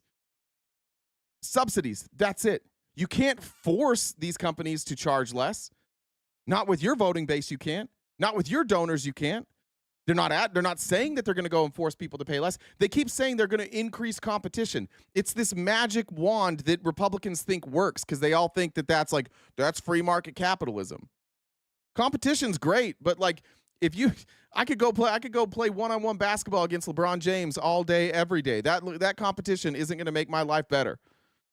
It's not going to, especially when we're betting $1 a game. No matter how many games we play, I'm going to lose every fucking time. There's nothing they can do. The system is rigged. It sucks. It will never work. It's a scam. Every country but us has realized it. And Republicans just aren't allowed to say that. So that's why when they do finally trot out a plan, it will literally be nothing. And it'll be celebrated like it's like we just cured cancer. They've never done anything to lower the prices of healthcare. Plenty of time to do it. It was always going to be done at the last quarter of the year, and that's what we're waiting on, and that's why we need the Democrats in the Senate to stop this crazy gambit, do the right thing, and reopen the government so we can finish all that work. But if you have ideas and you have plans, why not have that out there to talk about in the public so the people can hear that debate happening? I mean, you could have committees in session right now. I suggest single-payer universal health care. It is the only way to remove profit and greed from the health insurance industry. It places you, Patrick, and me. It gives us more direct control over our health care, and it forces the people that we vote for to be responsible to us. See, right now, when we talk about health care with these people, there's this gap. They can always blame the healthcare companies. They can blame greed. They can blame Democrats. They can blame everybody. They can blame whoever they want, but they can't blame them because they don't run it. But if you take 350 million people and you collectively bargain, our drug prices are going to be down, our reimbursement rates are going to get fixed, you're going to see fraud virtually disappear, because all of us, that's all we'll have. We'll all have single-payer health care. And so when a story comes out now that United Healthcare blew $2 billion, let's say, like they just mismanaged $2 billion, all of us would see that and we'd be like, those greedy motherfuckers. And 10 minutes later, we would think about something else. Why? Because we all know we can't do shit about it. We've been sold this idea in America that sorry, some things just suck. We can't fix things that are free market. We can't use the government to fix our problems. They just have to suck because government bad. But we could just fix it. We could have much cheaper healthcare, and we can provide it for everybody. And every other country that has done this in the way that Bernie Sanders wants to, not only do their citizens wind up healthier, they have better outcomes, and it winds up being cheaper. There's not even a case study that you can point me to where it's that it didn't work. Everybody who's tried it Bernie Sanders way or very close to Bernie Sanders way, it has worked for all of them. They've had remarkable results. We just can't have that because we're afraid of socialism. Now, they will, Caitlin. Talking about this. I think the question is maybe we when, need to get back to regular session so we can. No. No, we're not going to allow Chuck Schumer to play selfish political games and hold the American people hostage. We're not going to be honest to the American people because then Chuck Schumer gets to play games. Most transparent administration in history, most transparent party in history. They're openly telling you, we're not going to tell you a goddamn thing because we don't want Chuck Schumer to get a leg up on us. If this isn't the most like obvious, transparent team sport party you've ever seen in your life, they don't give one single solitary fuck about you. This is embarrassing. You can't possibly still be like, this is my party. We will not negotiate with legislative terrorists. We're not going to let them do that. We can't. We owe it to the people to get this government operating again. Republicans have now voted 12 or 13 times, counting the House and Senate, 13 times to open the government, and the Democrats have voted 13 times to close it down. It is wrong. There is no reason. It's not wrong. It's what the American people want. It's what we want. You don't like it because it fucks up your agenda, but the American people want this. What happened to that mandate? You guys love talking about mandates when Trump won the election. You're like, oh, the majority of Americans wanted Trump to do this specifically. Well, nobody voted on shutting down the government, and we know what the American people think. Suddenly there's no mandate. So now that mandate that you got in November allows you to override the will of the American people? They don't get to change their mind. They're just stuck. They just have to do whatever you want them to do? For it, and they can't even tell you tonight what it is they're demanding, except for $1.5 trillion in new spending, $200 billion for illegal aliens to get health care. They want to send billions of dollars overseas for wasteful foreign aid programs and all sorts of other stuff. I can't find any evidence of that.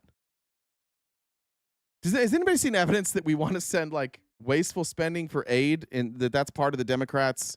Like I saw Hakeem Jeffries, somebody asked him about it. He's like, I don't know what the fuck you're talking about. I have no idea what you're talking about. It could be. I haven't come across it.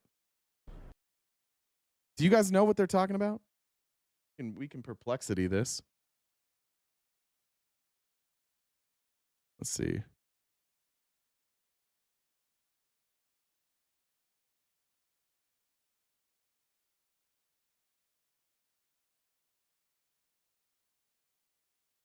See if we can get this. Well, I'm going to interrupt while you're looking that up. Have at it. So I think just we probably got about another half hour or so left. If you guys haven't subscribed to us already, please do so. If you subscribe, a paid subscriber wherever you're watching, you can join us for our Monday members only event. So that we've done a handful so far, and then been fun, a little different than just straight politics. So if you guys want to join us for that, become a paid member. If you guys disagree with RTB, you can come up and talk to them. How you do that is the Venmo username is my Discord. If you can send me a message in Discord, I can bring you up and talk to them in real time. You don't have to chirp in the comments. Check out the link tree in our bio. We are on most social media platforms. We've got merch. Jay's on Cameo. We upload the episodes to Spotify. And Jay's going to work on his potty language so that we don't get in trouble for that's right for things. So we'll upload this a little bit more often. So we're a little ways away from the gift goal. I'm not saying I'm mad, maybe a little disappointed, but I think we can do it. We've got a half hour to knock out that remaining balance. Like I said, Venmo, Cash App, PayPal, Super Chats. We'll knock out the rest of that balance. What do you get when you combine a uterus and the @ sign? I don't know. A wombat.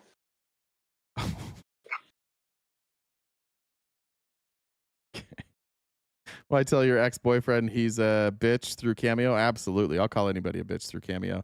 All right, so here's what perplexes. Oh wait, hold on. You missed one. Or I mean, there's other ones, but Shane said to Jen for the jokes, to Jay for the unwavering persistence. Thanks, thank you, Shane. Jamar said, "Fuck MAGA." Thank you. Thank you, Tim. I think I caught that one. All right, here's what Perplexity has to say. Hold on, there's one more. Christina also said to keep those little bitches accountable. Smooches. Oh, I don't see that one. Weird. I don't see it. Here's what Perplexity said. Democrats are not specifically proposing overseas spending as a condition to end the government shutdown. The counterproposal to Republicans' continuing resolution mainly focuses on extending health care subsidies under the Affordable Care Act, increasing funding for domestic security measures, and limiting the presidential administration's ability to withhold funds that Congress has allotted. So that's what he's referencing.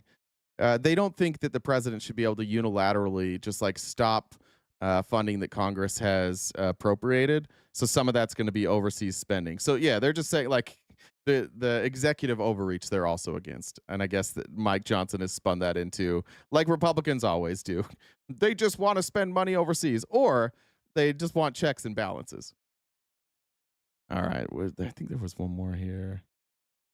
Yeah, here's Tuberville now. Tuberville's got the message. Tuberville's just going to tell you now, we're doing this for leverage. And I hope they keep saying this, because the follow-up question is always going to be, what are your leverage for what?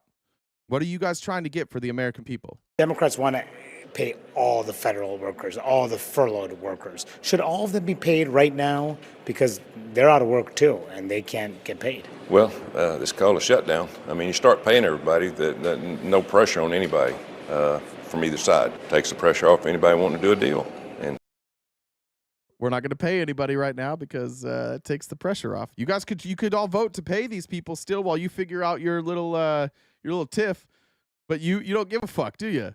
You Tuberville. Yeah, sorry, we got to use these people as hostages. We got to fuck their lives up for leverage. so, there's got to be some give and take here, as you said. There's got to be some negotiation.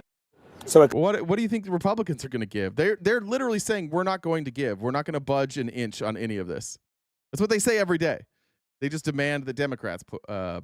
Expect more gridlock in the Senate on the issue about paying those workers now, because Democrats want to pay all those federal furloughed workers immediately. Republicans say just the essential ones right now. So that means both plans are likely to fail to get the number of votes required to move ahead. Ultimately, when it would be here's Johnson here. Johnson said going even further. Not only do we need the leverage, but like fuck them. Why the fuck would we care about these people? Here's what Johnson said about the people that could be paid. Chad.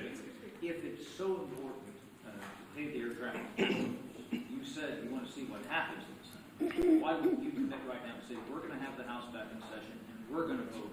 Because you know as well as I do, sometimes when one body moves something, it gives impetus to the other body. Well, no, I don't know that. We just demonstrated it's not true, Chad. We passed the CR to get everybody paid. If I brought everybody back right now and we voted on a measure to do this, to pay essential workers, it would be spiked in the Senate. They're going to show you this afternoon that they would spike that bill. So it would be a waste of our time, and it would try it. Then do it. Are you politically savvy or not? How the fuck does this make sense? If that's true, then you would fucking do it. Because then there's your leverage. You keep talking about leverage. Mike Johnson's too good at politics to be this dishonest. That would be your fucking leverage. Then you would say, look, the Democrats are full of shit. They say they care about the workers. We said, all right, we'll pay the workers. We'll keep the government shut down, but we'll pay the workers. And they voted to shut it down. That would be a massive win for you. What's the way to go about this where you don't take the L? How do you go about this, Mike, so you don't take the L? Oh, you just claim that you already know what the outcome will be, so it's pointless to even do it, and so we don't want to waste time. Well, they're doing nothing right now. So even if it was a waste of time, at least they're doing something. Right now, they're doing nothing. So we can't bring them back. We can't get people paid because the Democrats won't pay them. The Democrats are saying we would happily support that, and Mike Johnson's like, no, I don't believe them. They're not going to do it. It'd be a waste of time.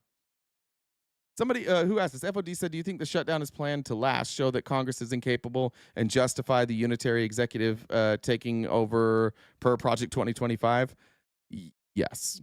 That's 100% what they're doing. I think they're miscalculating, though.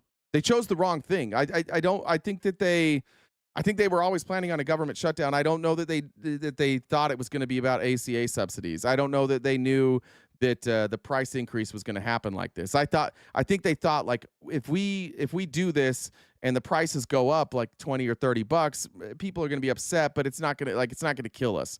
People aren't going to be that upset over $20 or $30. But when it's like doubling, tripling, quadrupling, now people have a problem. I think it was a miscalculation, and that's why it seems so incoherent now. That's why they're making non-arguments as to why the government is still shut down. take the pressure off Chuck Schumer to get his job done and open the government again. This is what's so infuriating to us. Yes, sir. Yeah, that's what's infuriating. I bet what's infuriating to you is that you have to answer these questions every day and you can't just be like, because we're trying to cover up the Epstein files. God damn it. Leave me alone. Robin, thank you for the blue heart there. I appreciate you. I don't know if I missed one there. What time is it? 1:30. I'll do one more and then we'll get out of here. Sarah said, not much for now, but more to come. Thank you for all.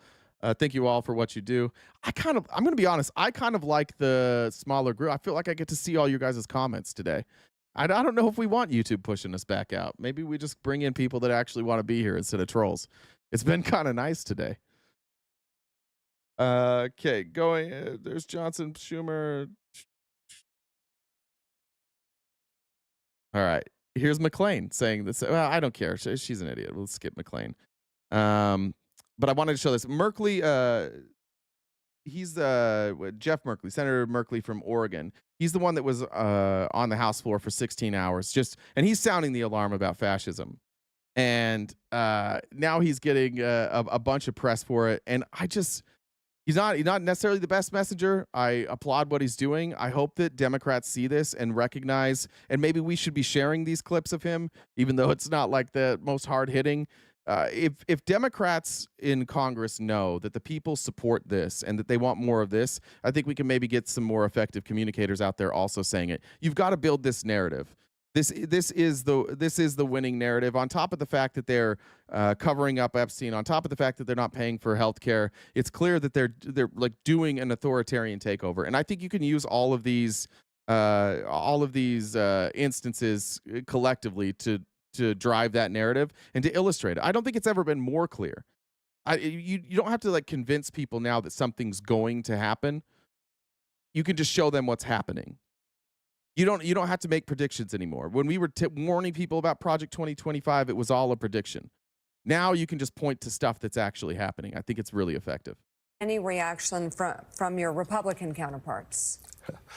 Mike, I was just determined to ring the alarm bells about the authoritarian takeover. What we have seen around the world is democracies no longer die because men with guns go in and take it over. Instead, it's electeds who erode the separation of powers and the checks and balances. If you have a rubber stamp Congress, if you have a court that delivers more power to the executive, if you have an aggressive executive, suddenly you have lost your democracy and you have an authoritarian state structure. And it is here now. So ringing the alarm bells, I hope a lot of people heard those alarm bells last night. And it's so important that we continue. That is the important part, like pointing out what this actually looks like. I do think that that's why fascists are able to do what they do, because on the surface, it doesn't really look that crazy, right? It doesn't look like a takeover. It looks like them fighting for you. It looks like them responding to crisis, because everything's always a crisis. Everything's always an emergency. Everything is always elevated. That's why Trump never gives you a real number. That's why today, instead of correctly saying there's 87,000 people that died of drug overdoses, he says there were 300,000 people that died of drug overdoses, because it's meant for him. Like, he's giving you an alarming number and then he's talking about fixing it. And so on a surface level, you're like, this isn't fascism, guys. This is the problem with you fucking libs, is that they're just talking about common sense stuff and you're calling it fascism. Yeah, that's what the fascists did too. The thing that you have to look at is, like, one, you should have known they weren't going to do any of this anyways. You should have known that these promises that they made to you about making prices lower, that was impossible given their plan. There wasn't a single economist, not one, who looked at Trump's plan and was like, this is going to drive down inflation and drive down prices and make housing more affordable. Nobody said that. You could just look at the data, but Trump kept saying it, and he said it confidently, and all the Republicans said it, and they will not deviate from what he says. They just agree with whatever he says. So on the surface, to Republicans, they're like, he's keeping us safe? Oh, like, that's so bad? Oh, what, he loves our country? That's so bad? Oh, what, he wants Chicago to be safer? That's so bad? No, none of those things are bad. They're also none of the things that we're criticizing. But what happens is, when we criticize what's actually happening, they do the Rob Noah thing and they reframe your argument. You say, like, the military has no right to be in Chicago, especially if the governor tells them no.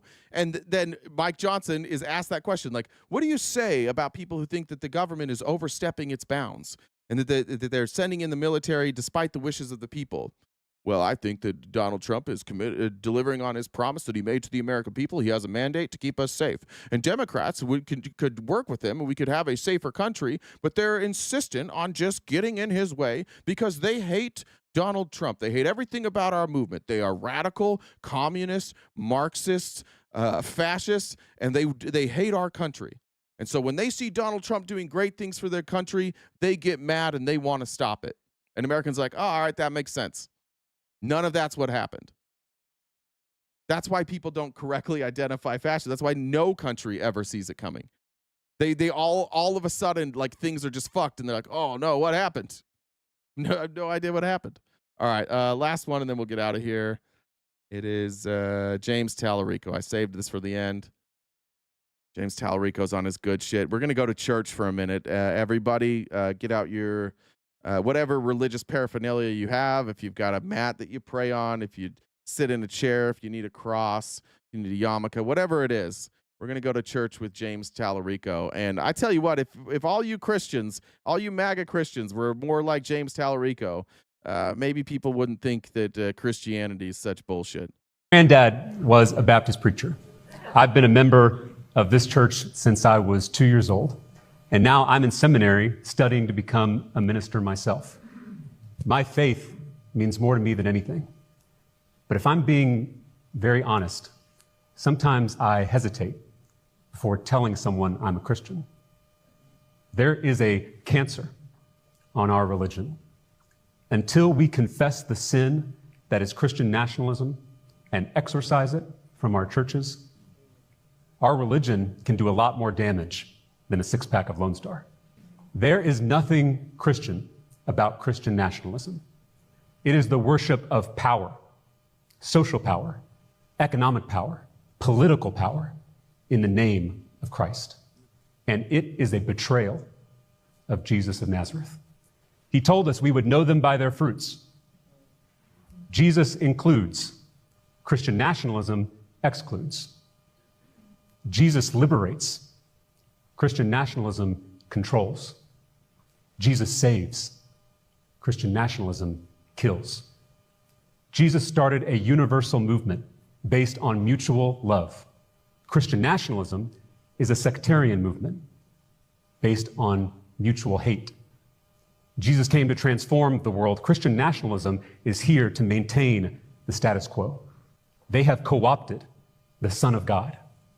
They've turned this humble rabbi into a gun-toting, gay-bashing, science-denying, money-loving, fear-mongering fascist. And it is incumbent upon all Christians to confront it and denounce it. Amen. How did this happen? The first followers of Jesus didn't call themselves Christians. They called themselves the Way. Their crucified teacher taught them a different way of being human, and they intended to follow it. The early church was a revolutionary community built on radical love, a peculiar people who shared all their possessions and refused to participate. This is James Tallarico. For those who know, he's running for Senate in Texas against John Cornyn. In the economy, the military, or the culture. The book of Acts tells us that the first Christians were persecuted for turning the world upside down. But 300 years after Jesus was executed by the Roman Empire, Emperor Constantine made Christianity the official state religion of that very same empire. Constantine was the first Christian nationalist. Pro-war, pro-wealth, pro-white supremacy. That original countercultural movement became a tranquilized, privatized, weaponized religion, the official sponsor of Western civilization. A religion of sharing became a religion of greed. A religion of peace became a religion of violence. A religion of forgiveness became a religion of judgment. A religion of ego transformation became a religion of ego affirmation. Yeah, this isn't a church. Today, Christian nationalists obsess over people's private parts while the planet burns. The Bible doesn't mention abortion or gay marriage, but it goes on and on about forgiving debt, liberating the poor, and healing the sick. Christian nationalists like to say this is a Christian nation. Not only is that historically inaccurate, not only is that theologically blasphemous, but it's also just not true. Look around us. If this was truly a Christian nation, we would forgive student debt. If this was truly a Christian nation, we would guarantee health care to every single person. If this was truly a Christian nation, we would love all of our LGBTQ neighbors. If this was truly a Christian nation, we would make sure every child in this state and in this country was housed, fed, clothed, educated, and insured. If this was truly a Christian nation, we would never make it a Christian nation, because we know the table of fellowship is open to everybody, including our Buddhist, Hindu, Jewish, Muslim, Sikh, and atheist neighbors. Jesus could have started a Christian theocracy, but love would never do that. The closest thing we have to the kingdom of heaven is a multiracial, multicultural democracy where power is truly shared among all people, something that's yet to exist in human history. What if Christians, what if that was Christianity in this country? I mean, there's just there's this hope. I don't think you're going to probably convince me to be a Christian, but fuck, if that was Christianity in this country, it would look different. In the same way that capitalists do with everything, the bastardization of the teachings of Jesus is something that is alarming that Christians don't see, and it doesn't bother them. The obsession with genitals, the obsession with sexuality, the obsession, even the argument against from most Christian nationalists, everyone I've debated, the argument against healthcare is that taxation is theft. That's essentially the argument. That was Charlie Kirk's argument. That it is a sin to take money from others. It's a sin to be taxed, so you can't do universal health care. But that doesn't stop them from funding the military, which is the same thing. Christianity is just now, especially Christian nationalism. They just pick all the shit that allows them to be cruel and hateful and bigoted, and that's all they fucking care about from the Bible. And I got to say, I love James Tallarico. I could listen to that guy speak all day long. I don't know if I've ever played a video that I didn't interrupt. That's probably the first one that I don't think I added anything other than his name. Maybe I added some. I could listen to that guy speak all day, and he and I believe very, very differently. And that's when people say in America we can come together. That's the point. Right? Those should be values that we can all agree on. It shouldn't be that hard to say, hey, let's help the poor. Hey, let's make sure people have health care. Hey, let's make sure people are educated. Hey, let's make sure people have houses. Hey, maybe we don't support genocide. Maybe we don't just blow boats out of the water. You guys honestly believe, if any of you are still here, what do you think Jesus would say about you blowing those boats out of the water? You'd think he'd be on board with? They wouldn't be on board with any of that shit. And yet, you throw on the cross, and the further away you guys get from Christianity, ironically, the bigger those crosses get. The further away you get from Christianity, the bigger your churches get. The further away from Christianity you get, the more you guys get private planes. And finally, we got so far away from Christianity that Donald Trump actually became the head of the movement, and you guys have abandoned Jesus. Jesus is too woke for you. Donald Trump's, that's what we were looking for. We always needed a Donald Trump. So now we ignore the teachings of Jesus to support Donald Trump. Well, you got to separate your religion from reality. All right. This is the church now. This fucking family somehow is is in charge of everything America does. This fucking family right here. Imagine somebody telling you that 20 years ago that Trump and his family, not only would he be president, on top of that, every Republican would bend the knee, and they would do whatever he wanted them to do. They'd be open to the idea of taking guns away. They'd be silencing reporters. They'd be suing all the news organizations. You'd be like, yeah, right, that could never happen. The Republicans wouldn't go along with that. They love freedom of speech, and here we are, just a whole half the voting block. Just fucking cucked out to this dude who I don't know if anybody in his family even likes him. It's crazy. That should be your next background is Trump at the head of church. It's a good idea. If I knew how to do that shit, somebody make it. I'll make it my background.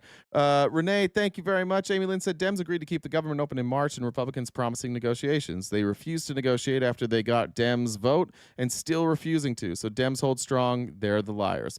Yeah. Betsy said for the goal and good evening, everyone. Who's evening? Who's got evening? Michael said good show today. Thanks, Michael. Jackie said better late than never. Thank you very much, Jackie. Guys, we'll be back tomorrow morning and every weekday morning, usually 9:30 a.m. to 1 Pacific Standard Time. Remember, tomorrow is Friendly Friday.